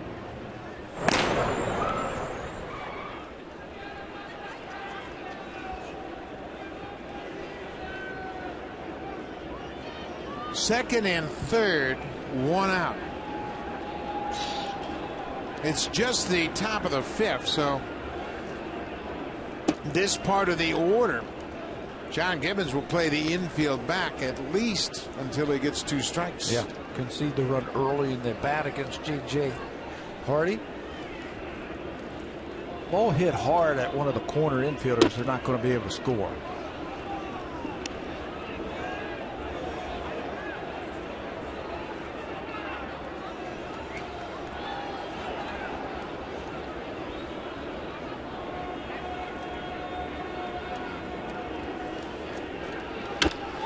There's a high fly ball to left. Melky Cabrera at the warning track, at the wall, jumps and makes the catch. Jones tags at third. Wieters is hustling over to third, and he makes it. Hey, bro. As J.J. Hardy hits the sac fly to left, Jones comes in to score.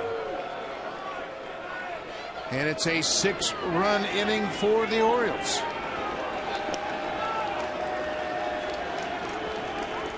And John Gibbons reluctantly goes to his pen again. Todd Redmond recording just 1 out. That was the sacrifice fly to J.J. Hardy. The Orioles have had a bat around inning. Jay Happ into the game when we come back.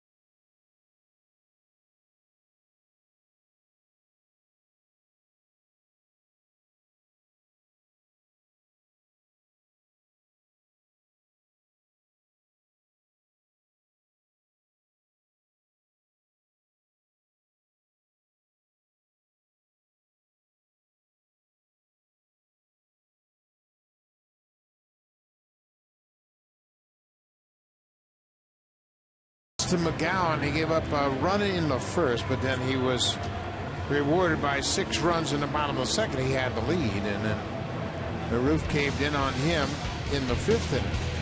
He goes 4 plus 3 batters, gives up 5 hits, 6 earned runs, a walk, and struck out 5. Todd Redmond retired 2 batters. He got Markakis to pop up, and then J.J. Hardy hit the sac fly. So Jay Happ into the game, making his 3rd appearance. 3rd pitcher of the inning for the Blue Jays, trying to get through that 5th inning. Happ has come back and now going to pitch out of the bullpen, at least momentarily. Right now, a long man out of the pen. Matt Wieters is at third base. Ryan Flaherty started it all. Number 7 hitter with the leadoff walk. And that really hurt. He got a leadoff walk, an infield single, and a hit batter. 7, 8, 9 really sparked this inning.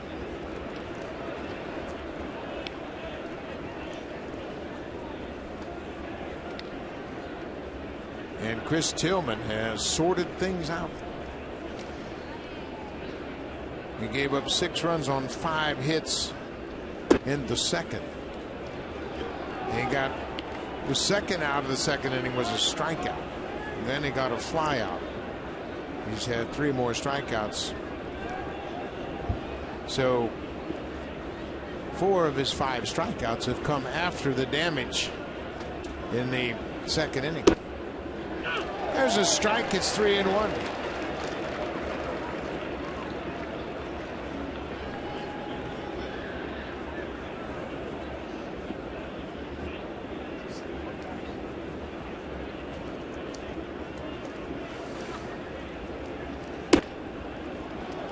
There's the walk to Flaherty. He walks twice in this inning.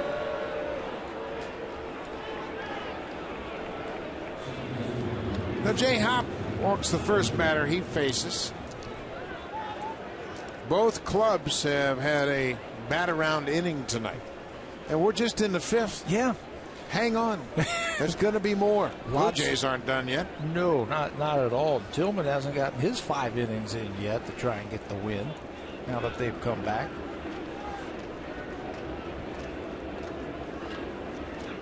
Jonathan Scope. He takes a strike. Scope had the hot shot back to the mound that McGowan got a glove on, but it trickled behind the mound for an infield single.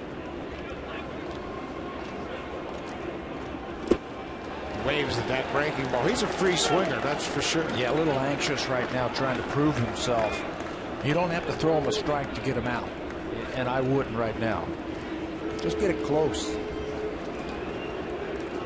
He's 2 for 2 with 2 runs scored. 0-2. 2 outs. Way upstairs. He wouldn't chase.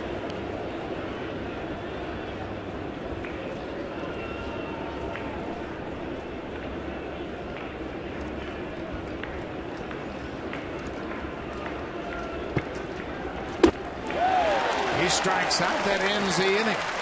But the Orioles put up a 6 spot in their half of the 5th. They have taken a 9-6 lead, and it's all off the bat of Nelson Cruz.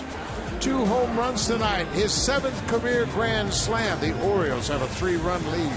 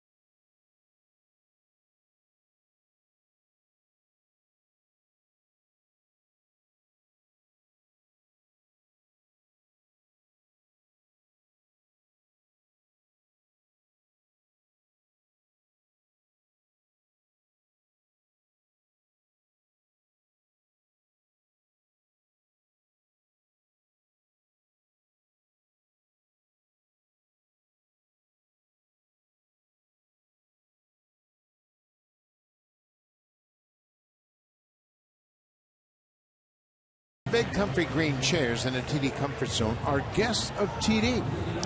Welcome to the ballpark. While over in the Jays Care Community Clubhouse, Jays Care is presenting a check for $100,000 to Kids Sport Canada to help subsidize baseball registration fees for kids across Canada.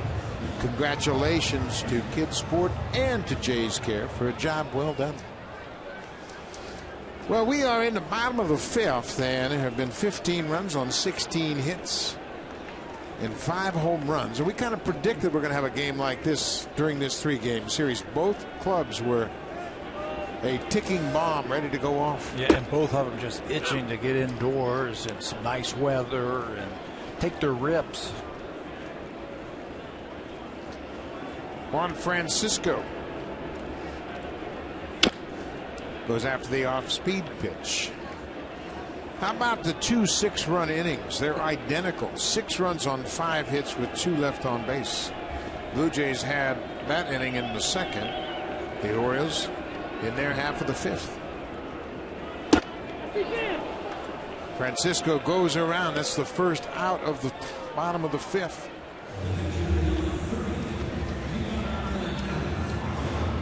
Well, we had talked about Chris Tillman overcoming that 6-run inning, and he gets another strikeout. He has 6 strikeouts now with the strikeout of the leadoff man here in the 5th. 5 of them since that inning.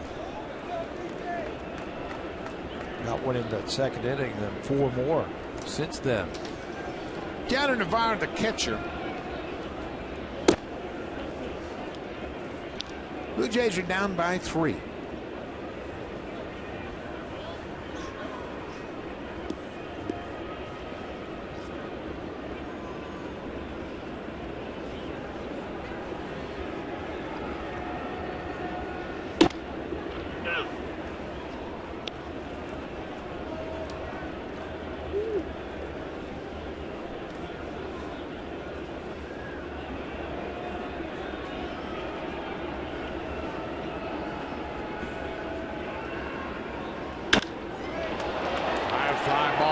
David Lowe, he's got good speed. He gets back in front of the track and makes the catch. 2 down.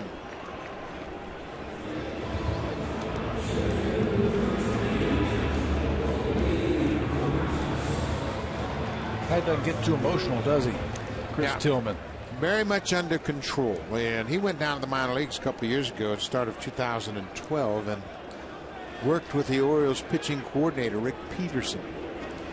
Straighten out his mechanics and gain control of his emotions. Totally rebuilt that windup of his also. Simplified it just a little bit. It almost looks like he is in the stretch when he is on the mound. Nobody on. You can see it. Looks like David Price has already turned towards home plate. Took out a lot of that extra movement out of his windup. Simplified it. He's been good. It's not unlike what we talk about with hitters. He's quiet over the rubber.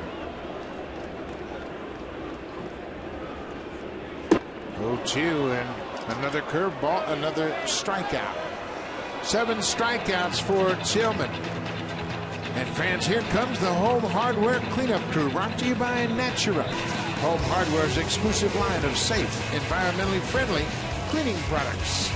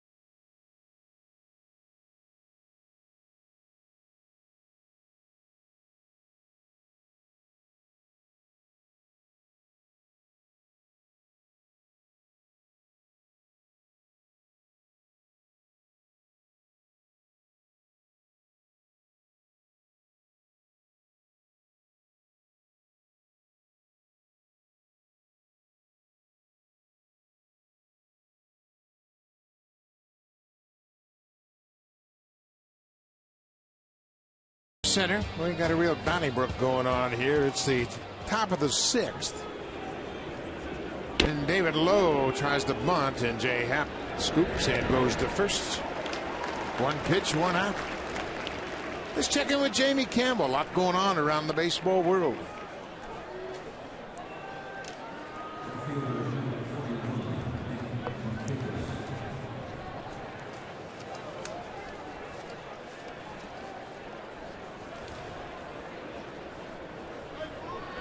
Boy, what a story Colabello has been. He leads the American League in RBIs.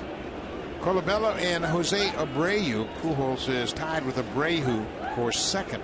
Albert Pujols, of course, with a couple of historic home runs last night. We got a chance to see Colabello already this year. He's legit. Yeah, he really handles the bat well. Colabello's also hitting .347 at the start of play tonight. Got David Price last night. Hit a line drive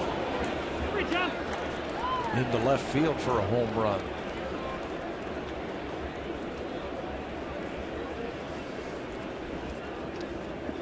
Marlins a strike to Nick Markakis.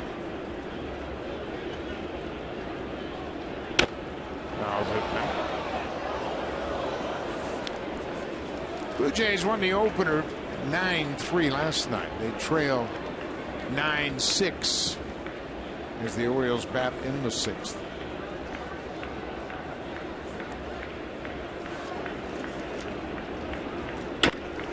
Breaking ball hung on the inside part of the plate, and Markakis hit it foul. The Blue Jays and the Orioles had a series back in Baltimore, second week of April, and the Blue Jays won the opener 2-0. Second game was 12 innings, and the Orioles won that 2-1, and those were the exceptions. Low-scoring games. Generally, when these two clubs get together, it's all about offense. And home runs and lots of runs scored. Blue Jays scored 11 on him in that last game in Baltimore, and then threw a 9 spot on him last night.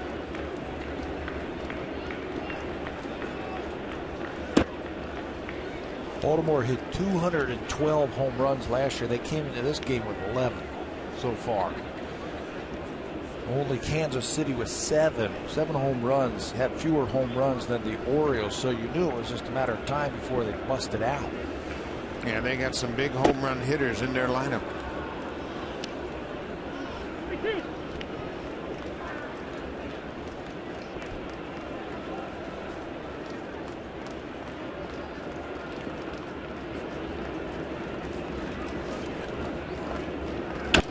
Markakis hits it past Reyes into center field.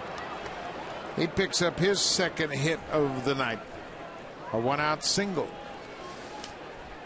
This copyrighted telecast is presented by authority of Rogers Blue Jays Baseball Partnership and may not be reproduced or retransmitted in any form.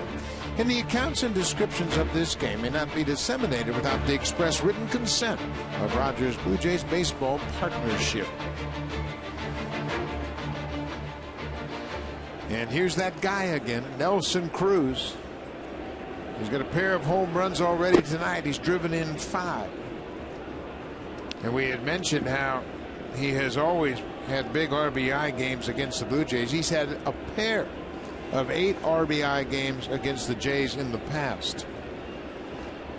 And if I remember, in both of those games, he hit grand slams in Texas. First one was July 22nd of 2011. The second one, May 25th of 2012.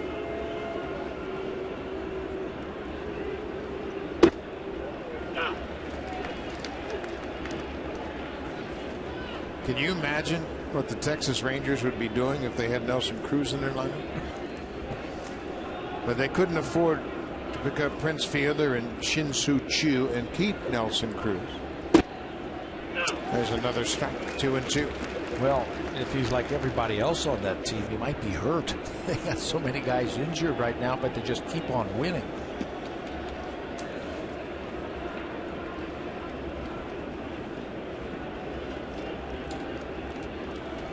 Two and two, one up. Strike 3 call. Cruz out on strikes. That'll bring Chris Davis to the plate. He homered with 2 outs in the first. Got 2 home runs now this year, both of them off of the Blue Jays and both of them to center field. Looked like a breaking ball right out in the middle of the plate, and Davis got the Orioles off with that home run, his second of the year. Jay Happ with 2 strikeouts. Came in the game with 2 outs in the 5th. There's a first pitch strike to Chris Davis.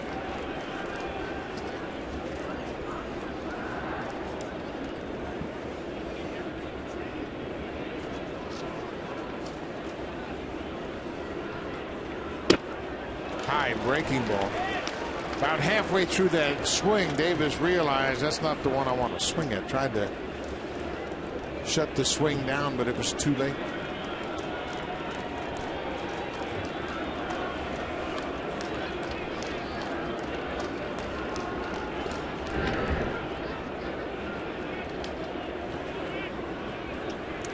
Markakis was caught stealing in the 3rd inning. He broke with McGowan set on the rubber, and McGowan stepped off. They got him in a rundown.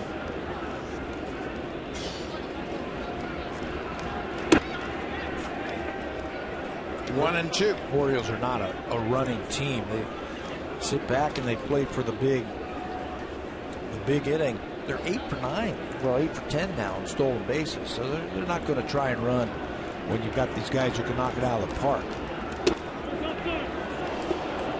Jay Happ thought that was strike 3, but the pitch tracker suggests it might have been off the plate. 2 and 2.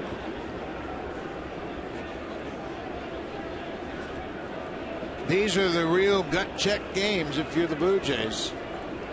It's been a roller coaster emotionally tonight. Breaking ball off the end of the bat. Davis is retired. The inning is over. The Blue Jays will send Brett Lawrie to the plate. He had a 3-run homer. Ryan Goins, and then back to Jose Reyes, the leadoff man. He's gone deep as well tonight.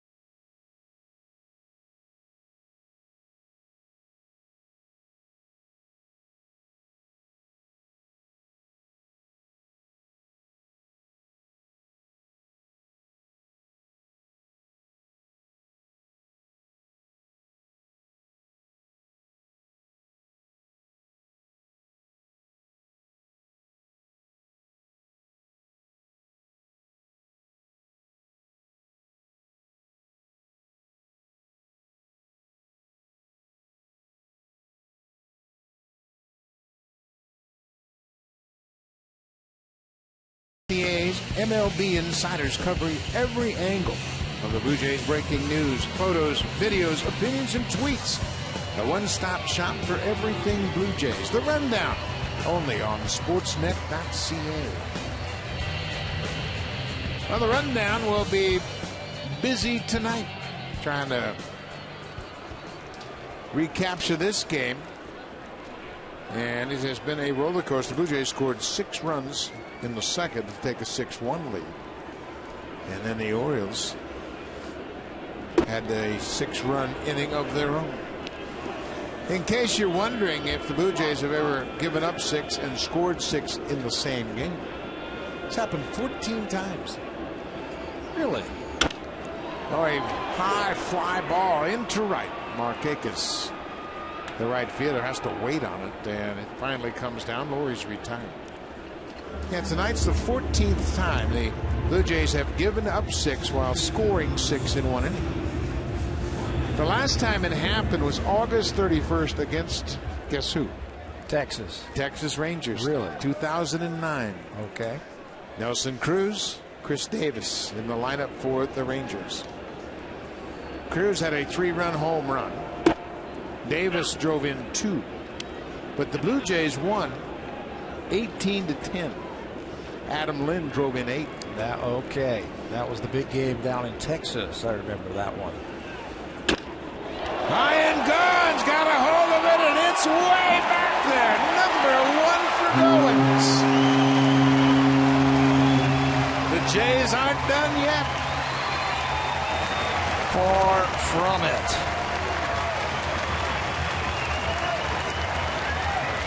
Lots of time left here. Just the 6th inning. Ryan Goins been coming out early, getting some extra batting practice. John Gibbons says he's got some pop in that bat. He just has to make a little bit more solid contact. And he made some solid contact there. Well, now you've turned the lineup over. So Tillman has given up 7 runs on 8 hits, and he's been tagged for 3 homers. Reyes with a big cut pops it up on the infield. Jonathan Scope backs up the second baseman, makes the catch.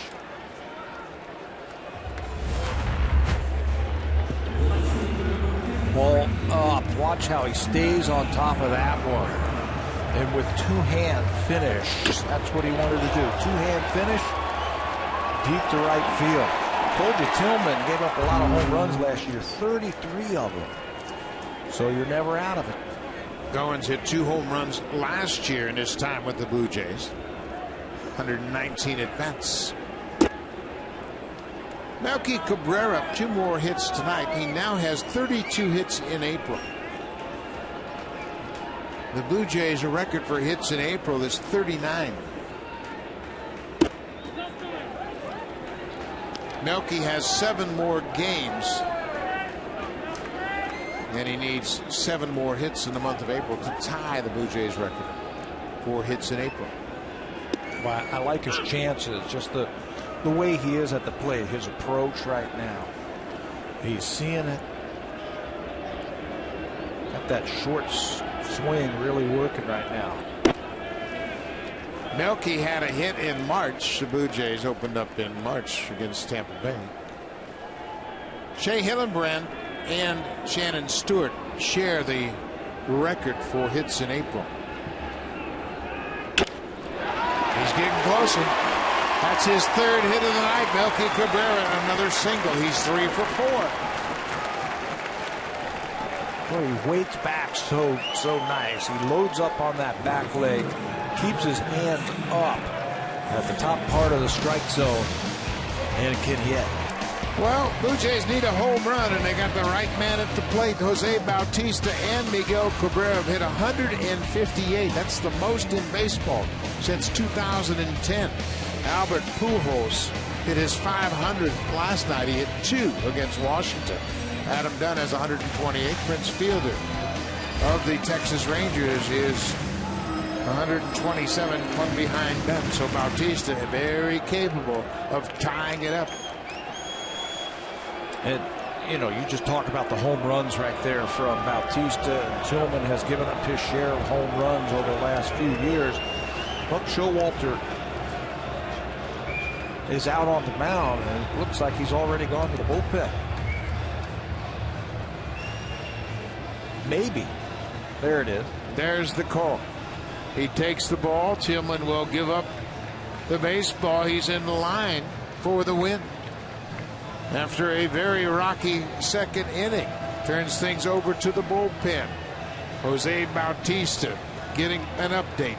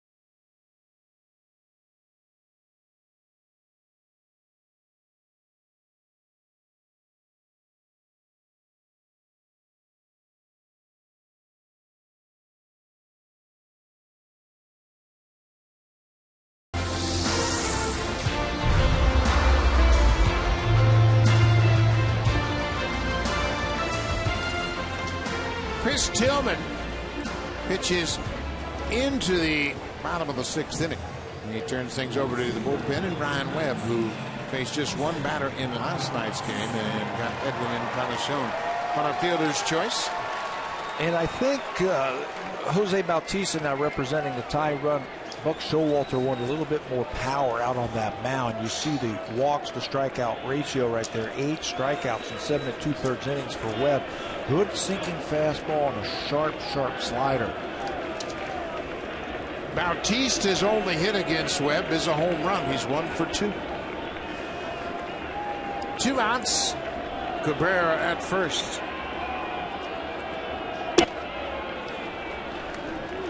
Well, he's got that slinging arm action, and that ball has a lot of late movement.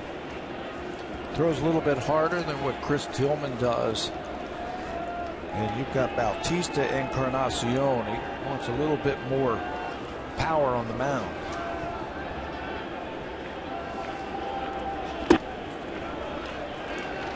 Two-0. Bautista has been amazing in his patience and selectivity at the plate. He just doesn't chase. He might want to expand his zone right here if he gets something up.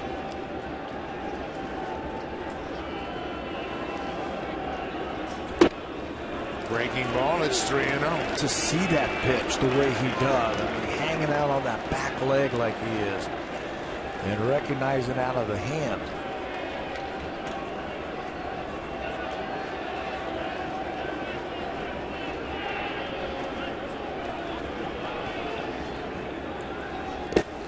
Not even close. Bautista will walk yet again. So Bautista's been on base 3 times. Melky Cabrera's at second. He's reached 3 times. They have set the table for Edwin Encarnacion once again. And there's going to come a time where Edwin's going to start driving these guys in. He's going to get hot.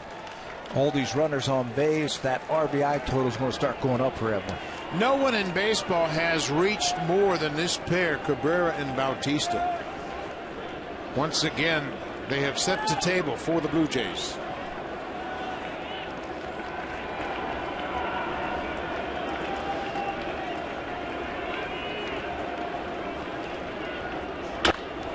Just foul as Encarnacion got the head out on that one.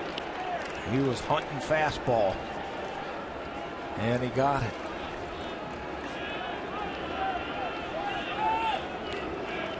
You can see all the times that Edwin has come up with runners in scoring position already this year.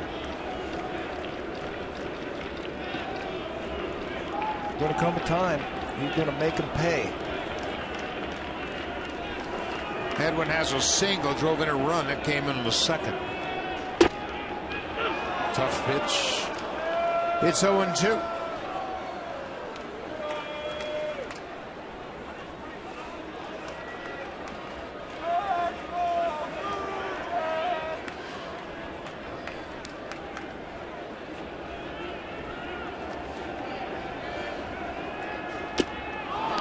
Breaking ball, foul tip. Held on to by Matt Wieters, but the Blue Jays have cut into the lead. Ryan Goins with 1 out goes deep against Chris Tillman, his first home run of the season, and gets the Blue Jays within 2.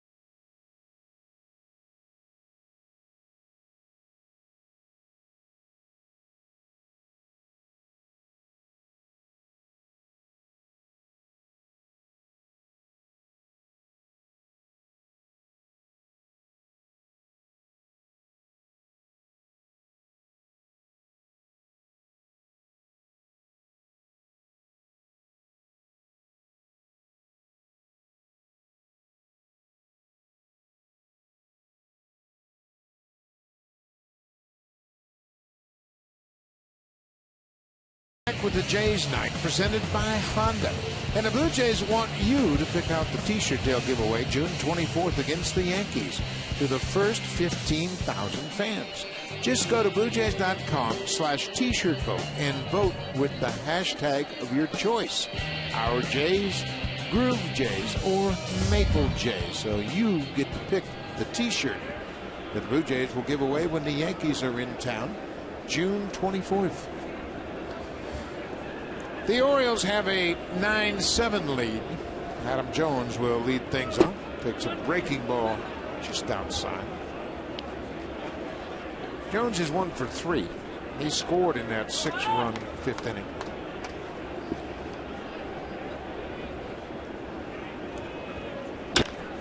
Drives this ball down the right side. It's going to slice into the seats.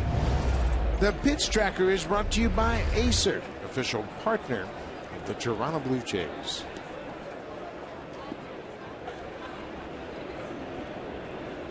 "16 runs on 19 hits so far, and Jones out in front.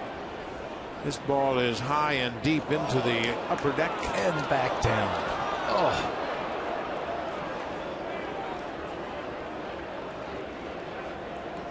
Jay Happ in relief of Todd Redmond. Redmond pitched 2/3 of an inning. He's charged with 3 earned runs on 4 hits.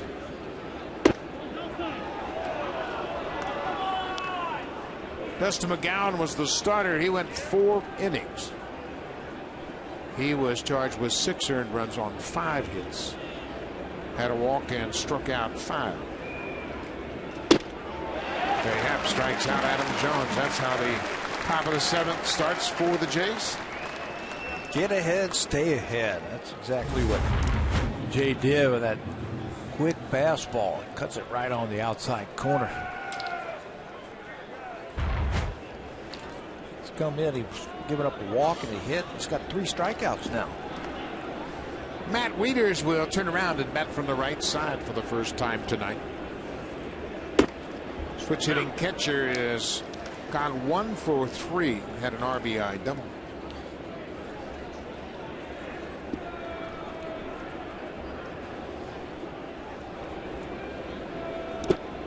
Changeup is bounced in the dirt.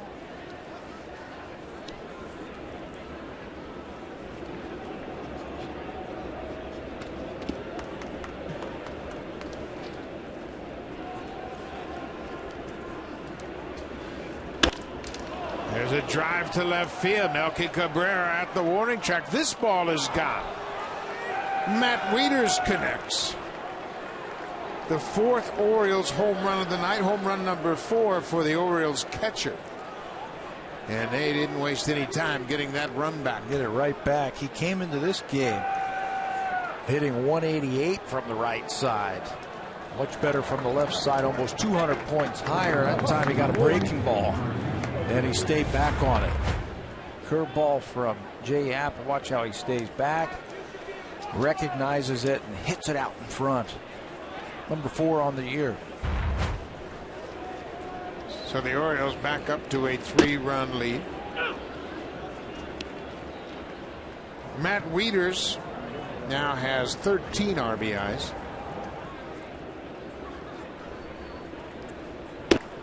J.J. Hardy, not playing the opener last night, returned to the lineup tonight. He's been dealing with a sore hamstring. We did not get to see him much in Baltimore because of a back problem when the Blue Jays were at Camden Yards. Obviously a key player for them both defensively and with the bat.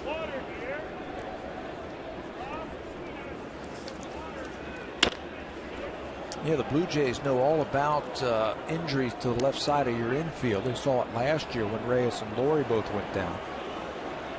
Manny Machado already on the disabled list this year. And then J.J. Hardy, that's big shoes to fill. Manny Machado will begin a rehab assignment on Friday in the minor leagues for the Orioles. There's a 2-hopper to second. Hardy's retired, 2 down. So the rehab process for Manny Machado player can stay on rehab for as long as 20 days. He's going to Frederick High A-ball, not far from Baltimore. He's scheduled to play 7 innings in Sarasota. He was scheduled to play 7 innings today and then fly to Maryland and play on Friday.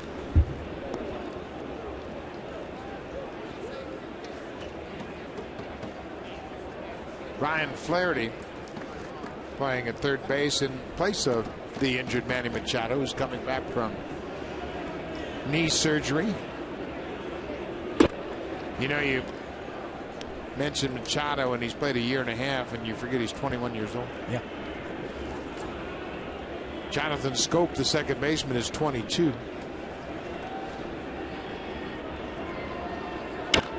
This is popped up into center field. A high fly ball. Rasmus gets there, and the inning is over. But the Orioles get another home run. Matt Wieters is fourth. It's 10-3 Orioles.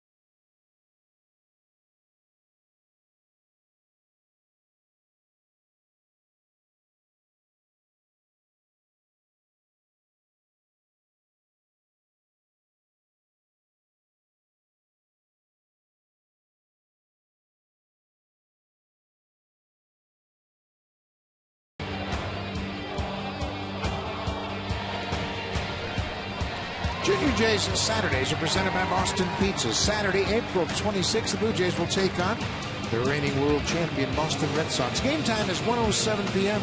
There are special kids prize tickets in the 200 and 500 level outfield seats. After the game, kids 14 and under can run the bases just like the pros. Call the Blue Jays at 416-341-1234 to order your tickets, or you can always get your tickets online at bluejays.com.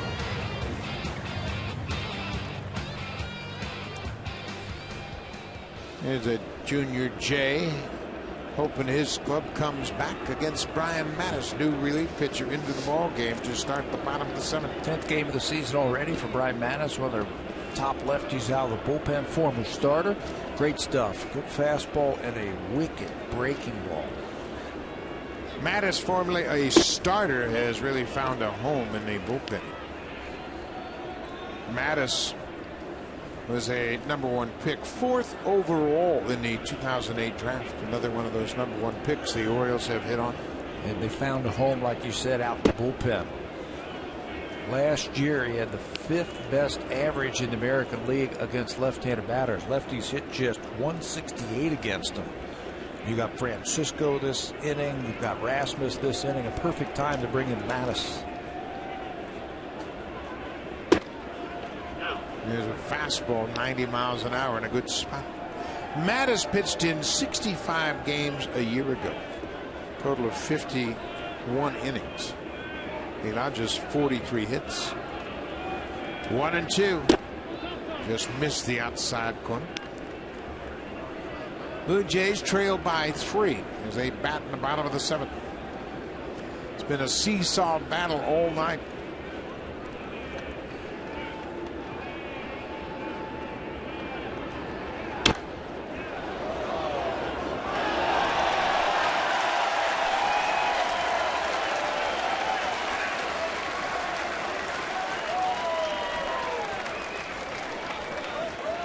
Got a Navarro switch hitter waiting on deck.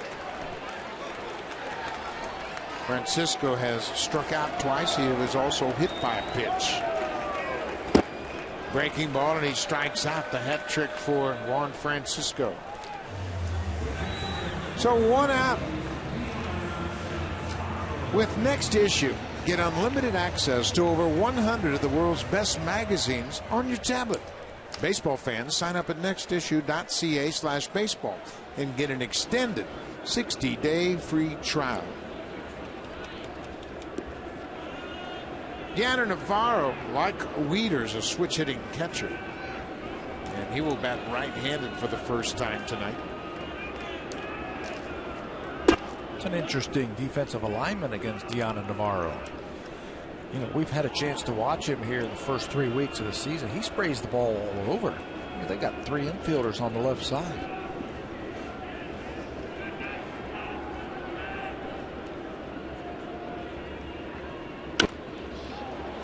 Took a shot at the opposite field on that ball away.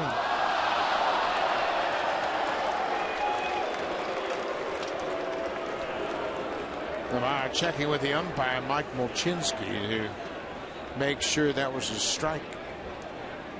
Sometimes you swing at pitches, you're not real sure. You want to get validation from the home plate umpire.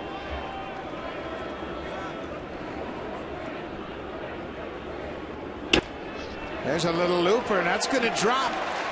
Navarro drops one down the right field line. Markakis gets over. And Matt Wieters did exactly what a catcher should do on that play, and you don't see it enough. Trail the runner just a little bit. If he gets a little excited out there and thinks about taking a wide turn, the catcher is right there. A heads-up outfielder will throw right in behind him. And look at Wieters hustling all the way down there. You don't see that often anymore, but there's nowhere else for the catcher to be. And that looked like a ball that could get away, and Navarro might have thoughts of going to second, so Wieters trailed him right to the bag.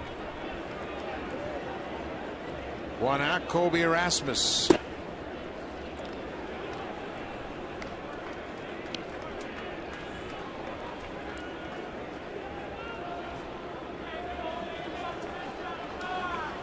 Colby is 0 for 3.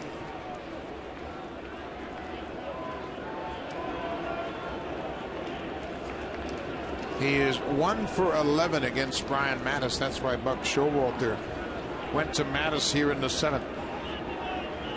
Couple of lefty bats around Yanner Navarro, and Navarro was able to get a hit.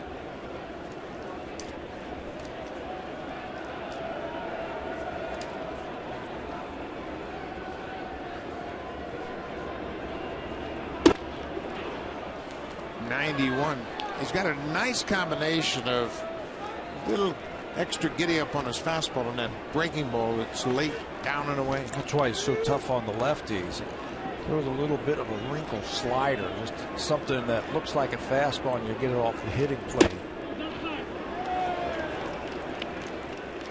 You generally use him for 1 inning. He did an inning and 2/3 a couple of times last year, but they like to use him for just 1 inning. 2-2 to Rasmus. Popped him up over near the Blue Jays dugout, and that's on top of the dugout, out of play.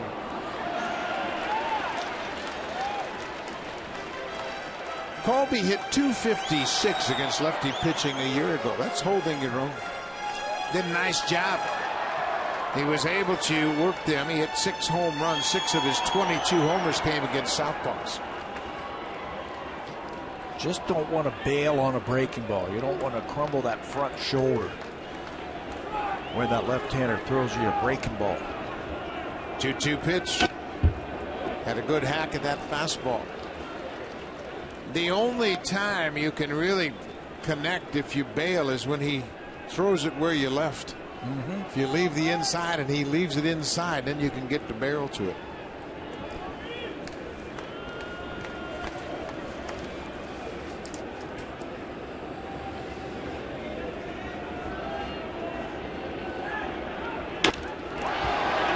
Fly ball into center. Adam Jones waits on it and makes the catch. Rasmus is retired.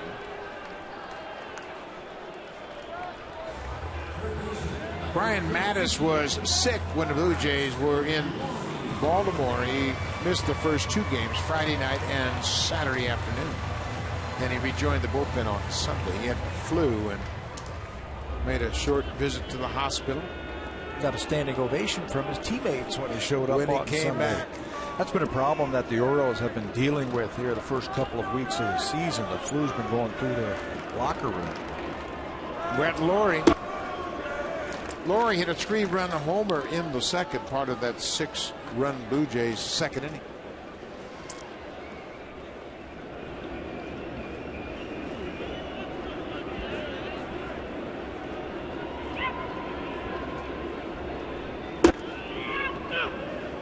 Ball and a strike.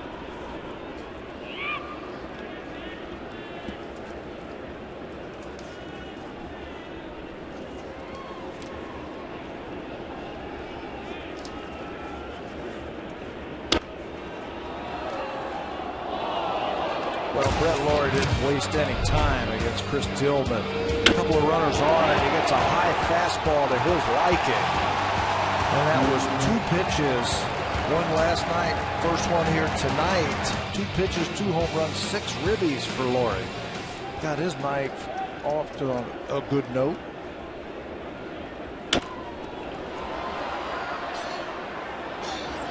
His home run tonight was his 10th of his career against the Orioles.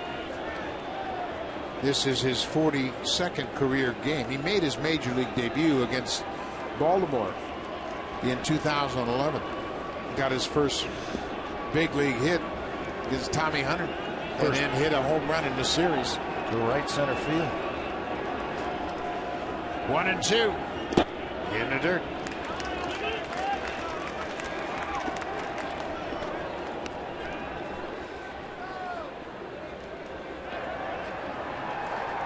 Darren O'Day, the right-hander, loosening up.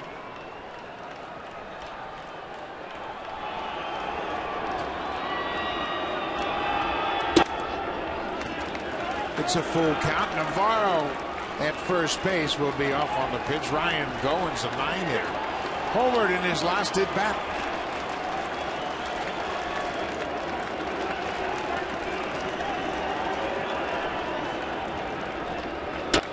Bouncing ball off the glove of Mattis. Flaherty doesn't have a play. Laurie is safe at first. It's a base hit off the glove of the pitcher.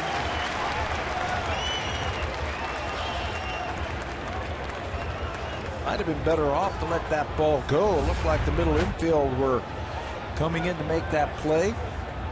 You can see Hardy, but then when it ricochets, Blue Jays had one of those earlier today against Dustin McGowan that set up a big inning. So Goins is out. The pinch hitter will be Moises Sierra. Buck Showalter, the manager of the Orioles, is out of the dugout. He's asked the home plate umpire, is Sierra into the game?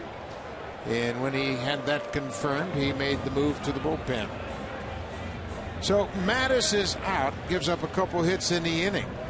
Darren O'Day on to face the pinch hitter, Moises Sierra.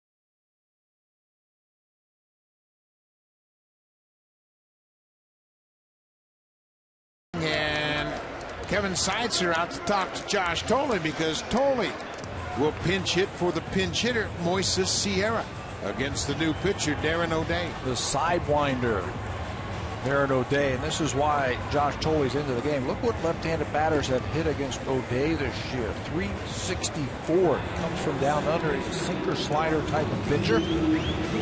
Will get his share of ground ball outs. What you have to do with O'Day is make him get the ball up. Josh Thole went 2 for 3 in the game yesterday with a walk. He had a double and a single. He had 2 hits on Easter Sunday in Minnesota. He has a .500 batting average early on. Pinch hitting for the pinch hitter Moises Sierra. Navarro at second, Laurie at first. First pitch breaking ball for a strike.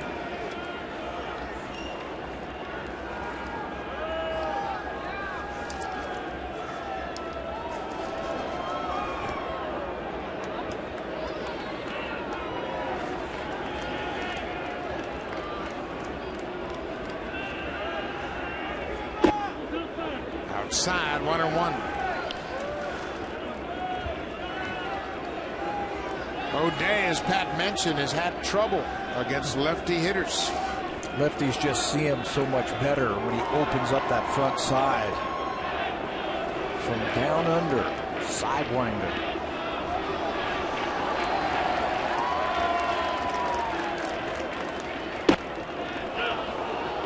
Look like the same pitch. This one was called a strike. It's 1-2.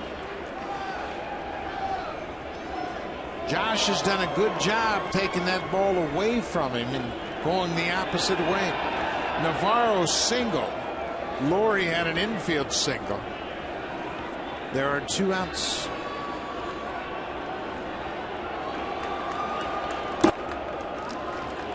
Jose Reyes is on deck. Reyes has homered tonight, his first of the season, a 2-run homer.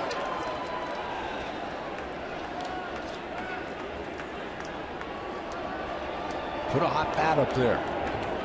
You got runners in scoring position. Base hit up the middle. Navarro's being waved home. Laurie stops at second, and Josh Thole delivers the RBI pinch hit single.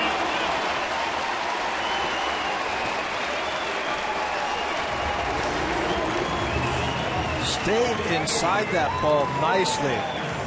Slider, slider, slider, slider from O'Day, and finally he challenges Thole. Stay right with it and gets himself a base hit. 10-8. Right there, right through the middle. Laurie, for some reason, thought that Navarro wasn't going to get sent home and stopped at second. He kept looking at Louis Rivera. But a clutch hit by Thole.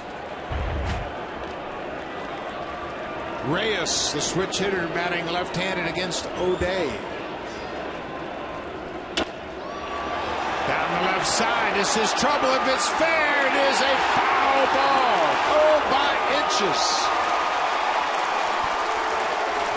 John Gibbons is coming out of the dugout, and they're going to have a look at this one. Why not? Why not? You know he's going to ask for a replay here.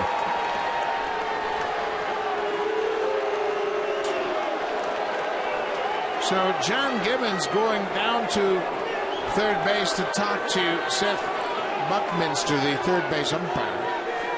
And he's talking over his shoulder and looking back into the dugout. And now DeMarlo Hale waits on Sal Butera, who is looking over the replay. Give us some confirmation. The Tigers and the White Sox played in Comerica Park the other night. Torrey Hunter made a sliding attempt at a ball down the right field line. Similar type of play. Here's another look at it, and it looks to be foul from that one angle, and evidently that's the news that Gibbons got. Take a look at it. Now the umpire, you can't fault him for his position. He's camped out on the foul line, and it's about 3 inches foul. So Reyes has life. There's a pinch runner at first for Thole. It's Jonathan Diaz. So Has good speed. Laurie at second, Diaz at first. Blue Jays are down by 2.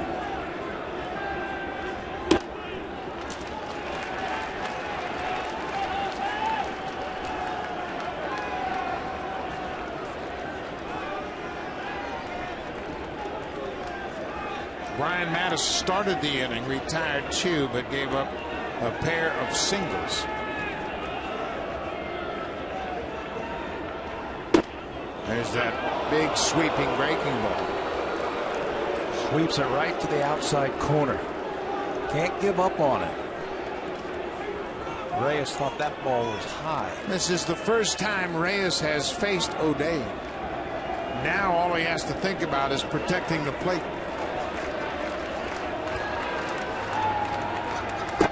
Outside.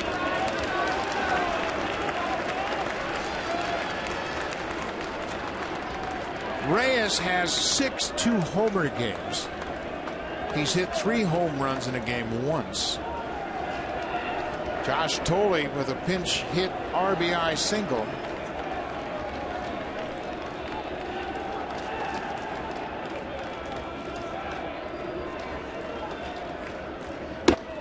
Reyes strikes out to end the inning. O'Day strands a pair of base runners. The Blue Jays cut into the lead. They trail by 2. Reyes goes after that fastball up and away. O'Day does his job.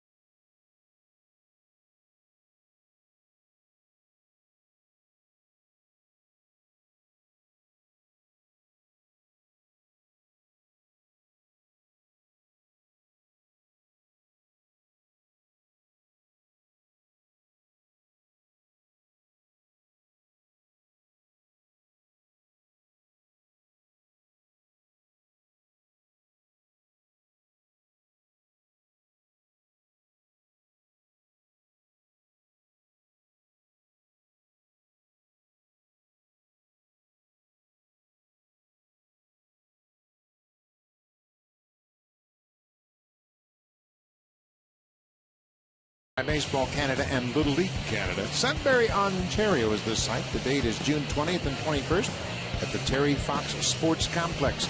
Instructors include Roberto Alomar, Sandy Alomar Sr., Lloyd Mosby, and Denny Boucher. Visit BlueJays.com/Baseball Academy for more information. Jay Happ trying to throw up a 0. Jonathan Diaz pinch ran for Josh Tolley. So the Blue Jays have utilized all their position players now. They used 3 players. Sierra pinch hit for Goins. Tolley then pinch hit for Sierra before he came to the plate, and Diaz came on after Tolley singled as a pinch runner. Used the whole bench in 1/2 inning. One player. That's what you got to do sometimes when you're the manager. You got to make those decisions. John Gibbons didn't think they were going to bring the lineup back around, so he played his cards there in the 7th. It worked out for him. 3-0 to Adam Jones. A 4-pitch walk. Excuse me. Jonathan Scope takes a walk. Well, a lot of moves have taken place here late in the ball game. So Scope takes the 4-pitch walk to start the game, and that's where the Blue Jays ran into problems in the 7, 8, 9 spot in the lineup. When you look at the last 3 hitters for the Orioles, they've been on base 6 times tonight, and that's dangerous. You can't do that because you're asking for trouble when you turn the lineup over. Yeah, 3 walks as that ball's fouled off. 3 walks and a hit batter, and 4 of them have come around to score. David Lowe was hit by the pitch in the 5th inning. That's when the Orioles scored 6 runs. Lowry creeping in at 3rd, expecting the bunt. Lowe shows bunt. First they'll check in on Jonathan Schoop. Aaron Loup, the lefty, starting to throw.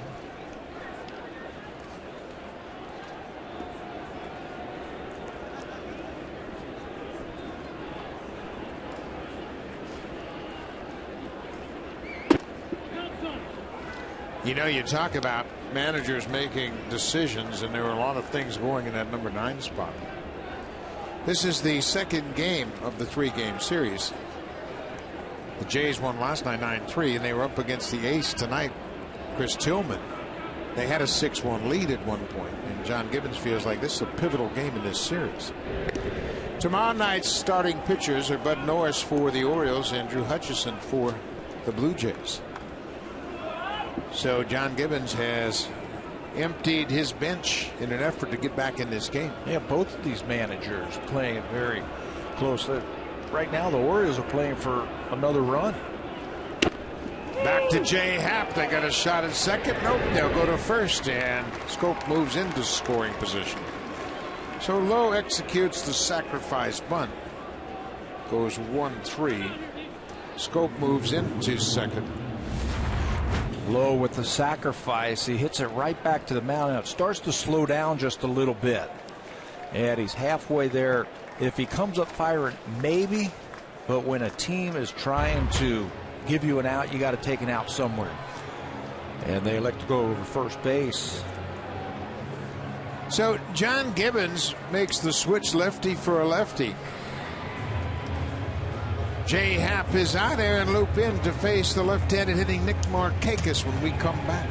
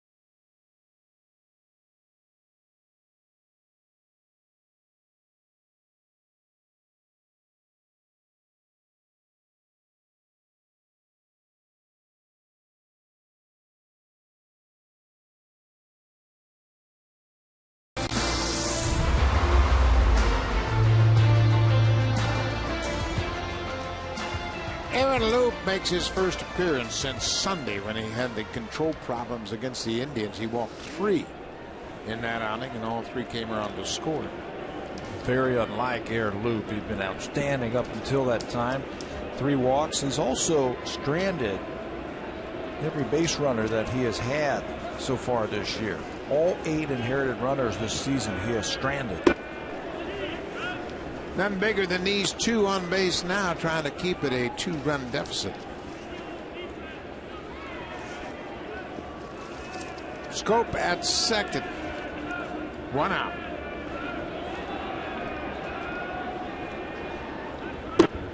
There's a strike. It's 1-1.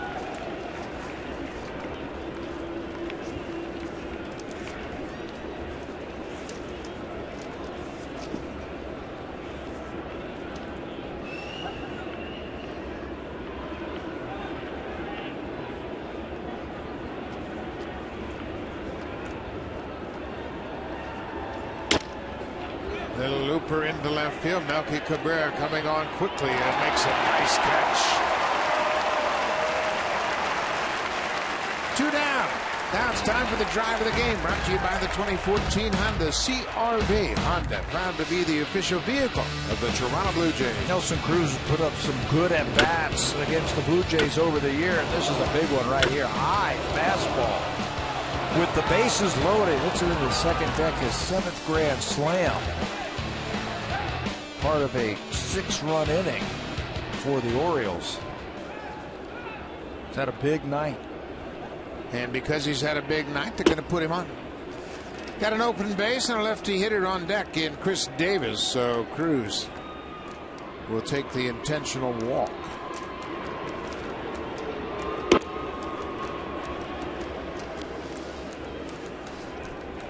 So Luke will issue the free pass and then deal with Chris Davis, and Davis has had success against Loop in the past. He's 3 for 6. But percentages suggest this is the right move. Yeah, choose the righty or the lefty, and they choose the left-hander. Melky Cabrera is running so much better this year. He took away a couple of hits in Baltimore, and he gets another one right here. It looks like he paid for it a little bit when he hit the turf.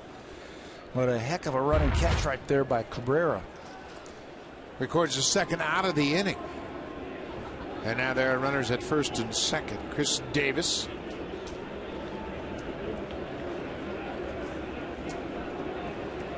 Davis hit 53 home runs last year, 13 against lefty pitching. Checked his swing on that first pitch.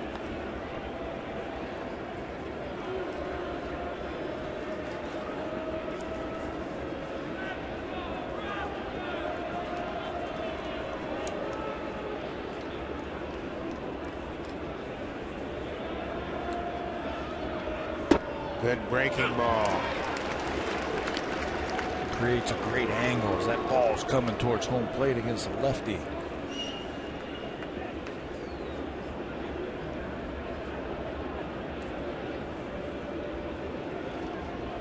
Ball and a strike. Where was that? Yana Navarro is confused. It's 2-1. That was no borderline pitch. No. You can see where it is on pitch tracks.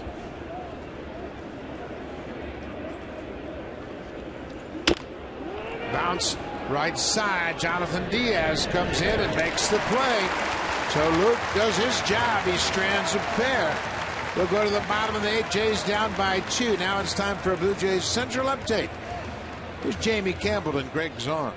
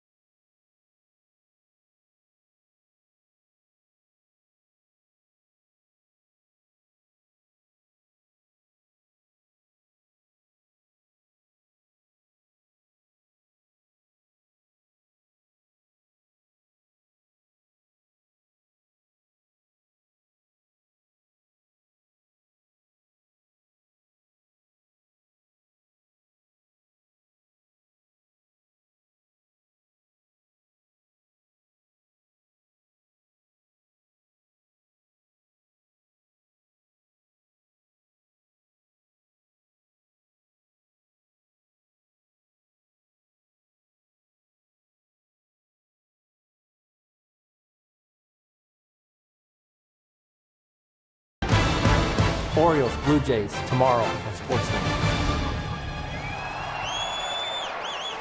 We'll be right back here tomorrow for the series finale. Same matchup tomorrow as we had back on Saturday, April 12th. It was Bud Norris against Drew Hutchison, and they both pitched very well. Norris went 7 innings, allowed 5 hits, no runs. Hutchison went 6 innings and shut out the Orioles on 4 hits. So they'll be teeing it up tomorrow in the series finale.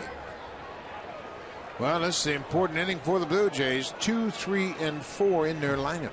Cabrera, Bautista, Encarnacion. They're down by 2. Blue Jays have out-hit the Orioles 12-11. They trail 10-8. Melky Cabrera 3 for 4. Shows bunt and takes it inside. They have kept the pressure on all night long on the Orioles. They have just had 2 1-2-3 innings. Every inning they got people on, making it difficult for the Orioles. Cabrera trying to work his way on.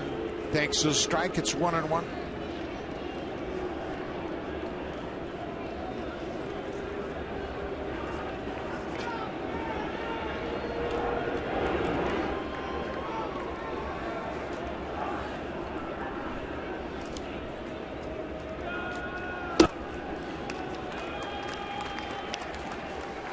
Jose Bautista's on deck, and Edwin Encarnacion will follow him. You know, you said it earlier. These two have been the best in baseball at getting on base this year.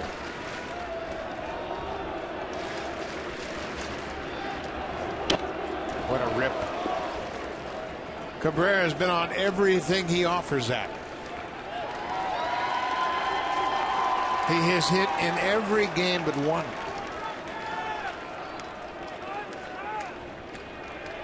That was game 1 of the doubleheader in Minnesota. He went 0 for 4 in that game. 2-2.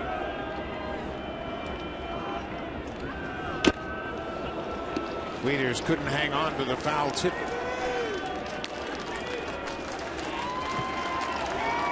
It has been a seesaw battle all night long. The Orioles have hit 4 home runs. The Blue Jays have hit 3.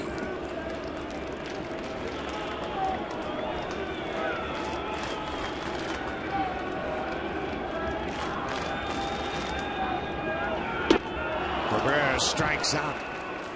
That breaking ball away, and O'Day picks up his second strikeout.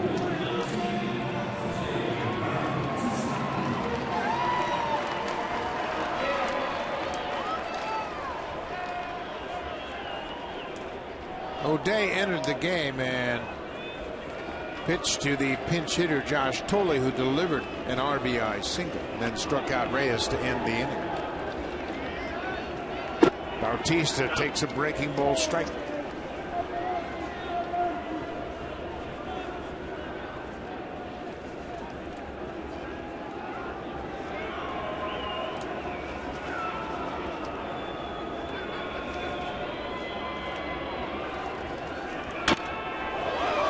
Good rip of that high fastball. He is on everything.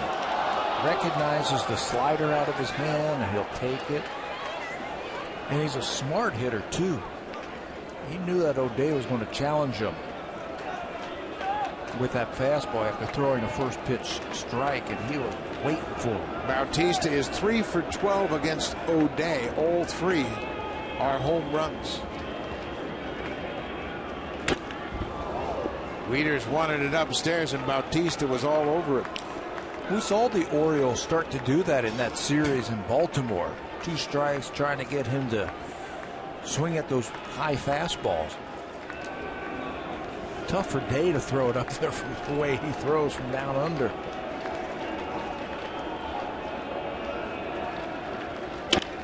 Bautista stayed on the breaking ball and gets aboard. Did a nice job of covering that slider, and O'Day can't believe he's single on a good pitch. Bautista's been on base 4 times tonight. Nothing that he threw up there was surprising Bautista. Stayed back enough. Started the leak out there, but he's got great plate coverage. You know, Dave's like, how'd he hit that one? One out for Edwin Encarnacion, looking for his first hit against O'Day. He's 0 for 6.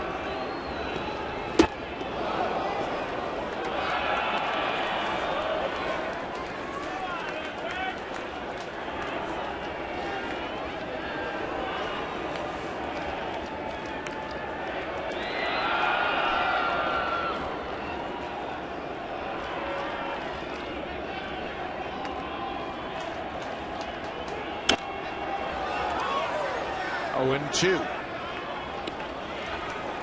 Well, you just know that O'Day is trying to get to that big sweeping slider. Somewhere, you hope if you're a Blue Jay that he hangs it. Slider hasn't looked as sharp as we have seen it in the past. Right now, it's just spinning up there.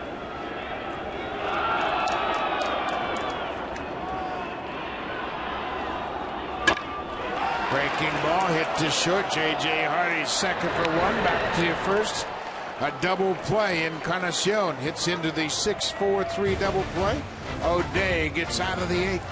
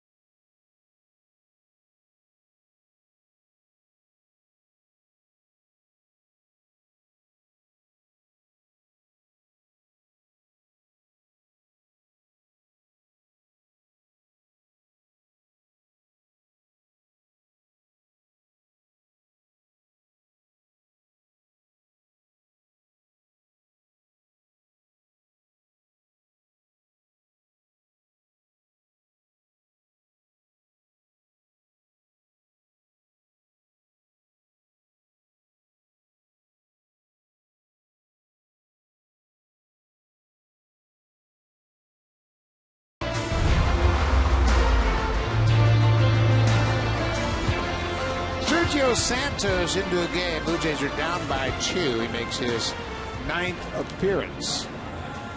It is Jones, Wieters, and J.J. Hardy. Don Gibbons obviously trying to keep it a 2-run game. Blue Jays walk through the toughest part of their lineup. Cabrera, Bautista, and Encarnacion, and they go down in order. Yep, keep it right there.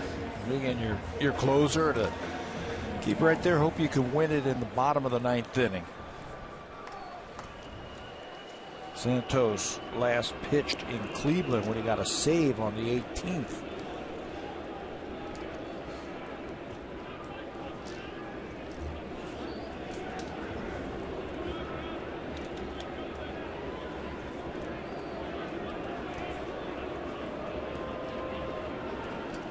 Adam Jones has got 1 for 4, a couple of strikeouts. Santos starts him off with a fastball.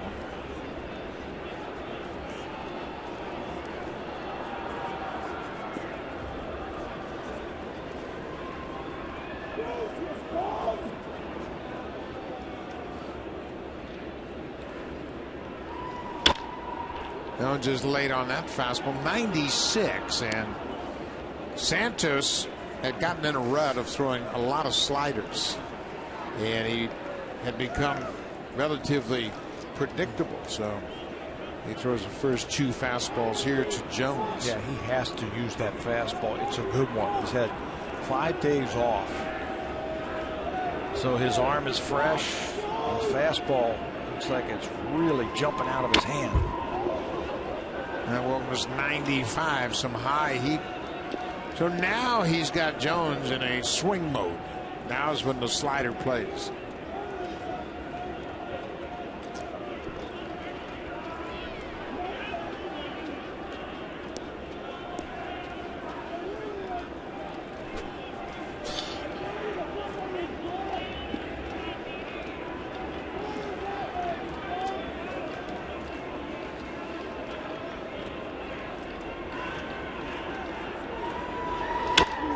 Slider, he left it out over the plate.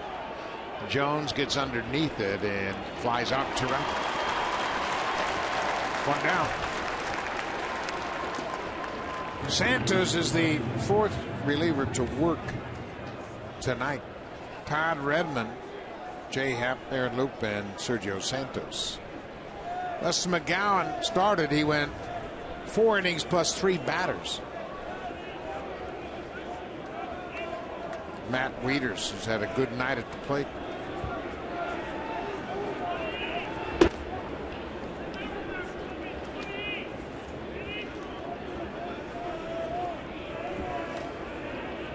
Wieters batting .333.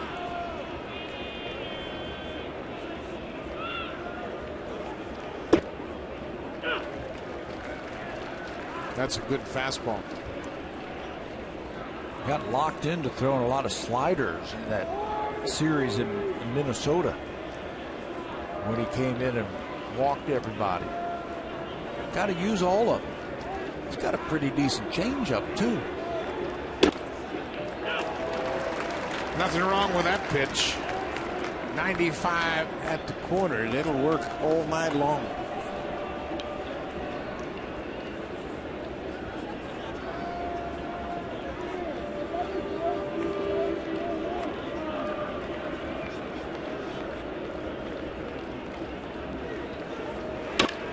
Wieters, what a night.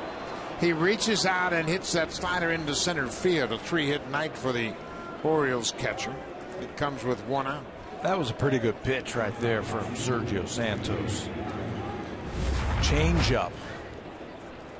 And watch where it goes. It dives down and away, but great plate coverage by Wieters. One hands it in the left field for his 3rd hit. Well, you're right. It was a good pitch in a good spot, and Wieters put a good pass on it. Now J.J. Hardy, the shortstop.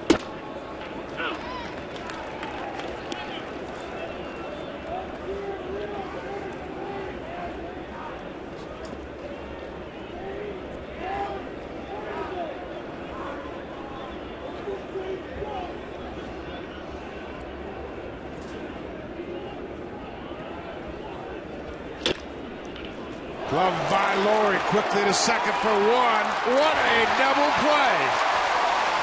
Brett Lowry continued to dazzle you with defense at third. He made a nice backhanded stop, made a terrific throw to second, and Jonathan Diaz converts. This is 2 all the way. Lowry gloves it, throws a strike to second, and Diaz finishes off the double play.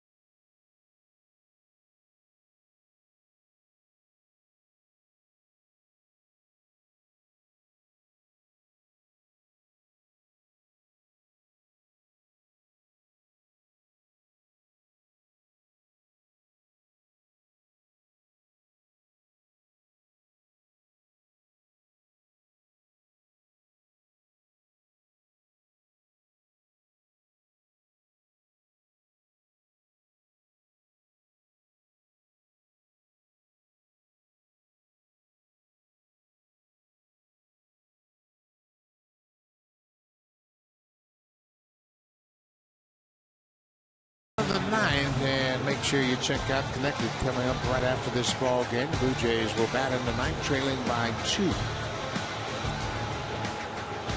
Tommy Hunter, the closer for the Orioles, is into the ball game. He's 5 of 6. The only blown save came at the hands of the Blue Jays. Thanks to Colby Rasmus, who got one of those high fastballs. He's got great stuff. Good, lively fastball. And a sharp breaking ball. He's got some cutting action on that fastball also. They weren't real sure who was going to be their closer after they got rid of Jim Johnson. Tommy Hunter looks like he's the man. Colby Rasmus, the third hitter this inning. Juan Francisco has struck out 3 times tonight. He was hit by a pitch in the second. That started the Blue Jays rally against Chris Tillman. Breaking ball. He's behind 0-2.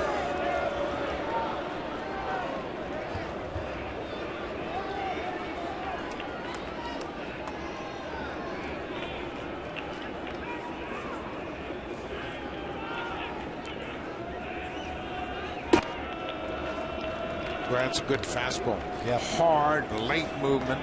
With movement down and away. That's his 2-seam fastball. He'll throw a 4-seam fastball as well.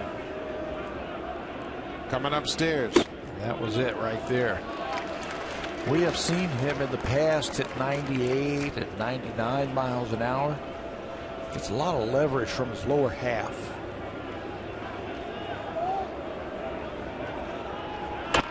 Breaking ball, pulled foul.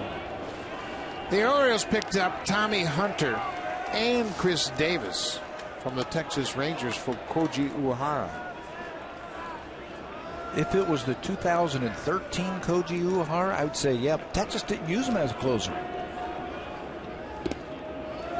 They got rid of him and got nothing for him.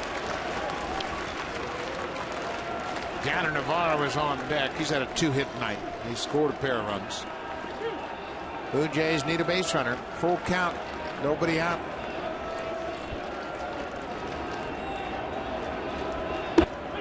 Breaking ball called strike 3. How about a 3-2 breaking ball from Tommy Hunter? Francisco has struck out 4 times tonight. You figure he's going to challenge him. Having a 2-run lead off hitter, but he shows a lot of confidence in the breaking ball. Got plenty of the strike zone, plenty high enough, and Francisco strikes out again. So Yanner Navarro will bat with 1 out.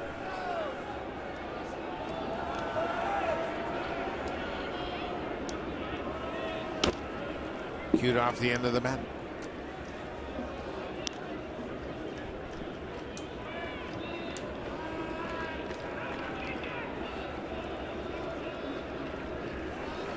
We figured that these 2 ball clubs during this series were going to break out offensively, and they have.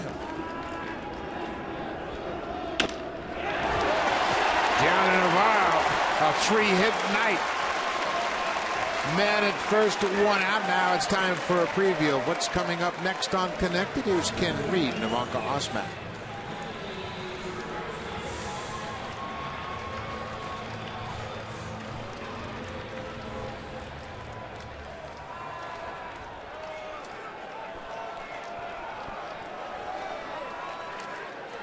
That'll be coming up next on Connected with Ken Reed and Ivanka Osmak, so stay tuned. Colby Rasmus represents the tying run. Fouls off the first pitch. This is the flashback. He got him a check swing on the previous pitch that tried to dial it up high, and Colby had something waiting for him. That tied it in the 9th inning. Colby turned around that high heater. Got himself a base hit here. Navarro will stop at second. So the Blue Jays are making things interesting here in the 9th. Rasmus' first hit of the night.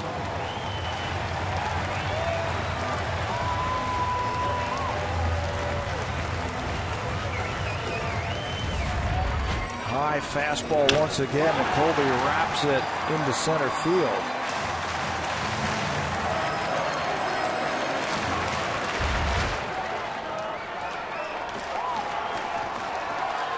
Brett Lawrie has always hit well against the Orioles. He made his major league debut against Baltimore.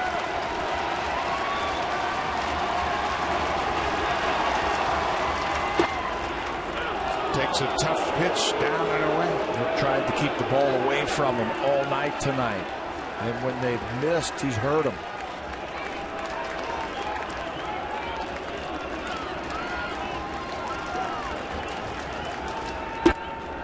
Down and away. Some cutting action on that fastball.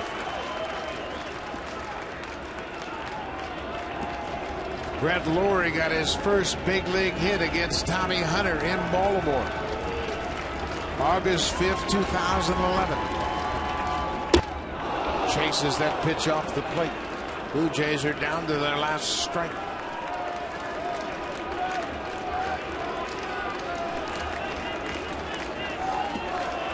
Looking for something out over the middle of the plate. We'll have to cut it down now. Hunter, big power pitcher. Cut it down just a little bit. You can see how they're working Brett away. If he pulls it, he's got to get a mistake. 1-2.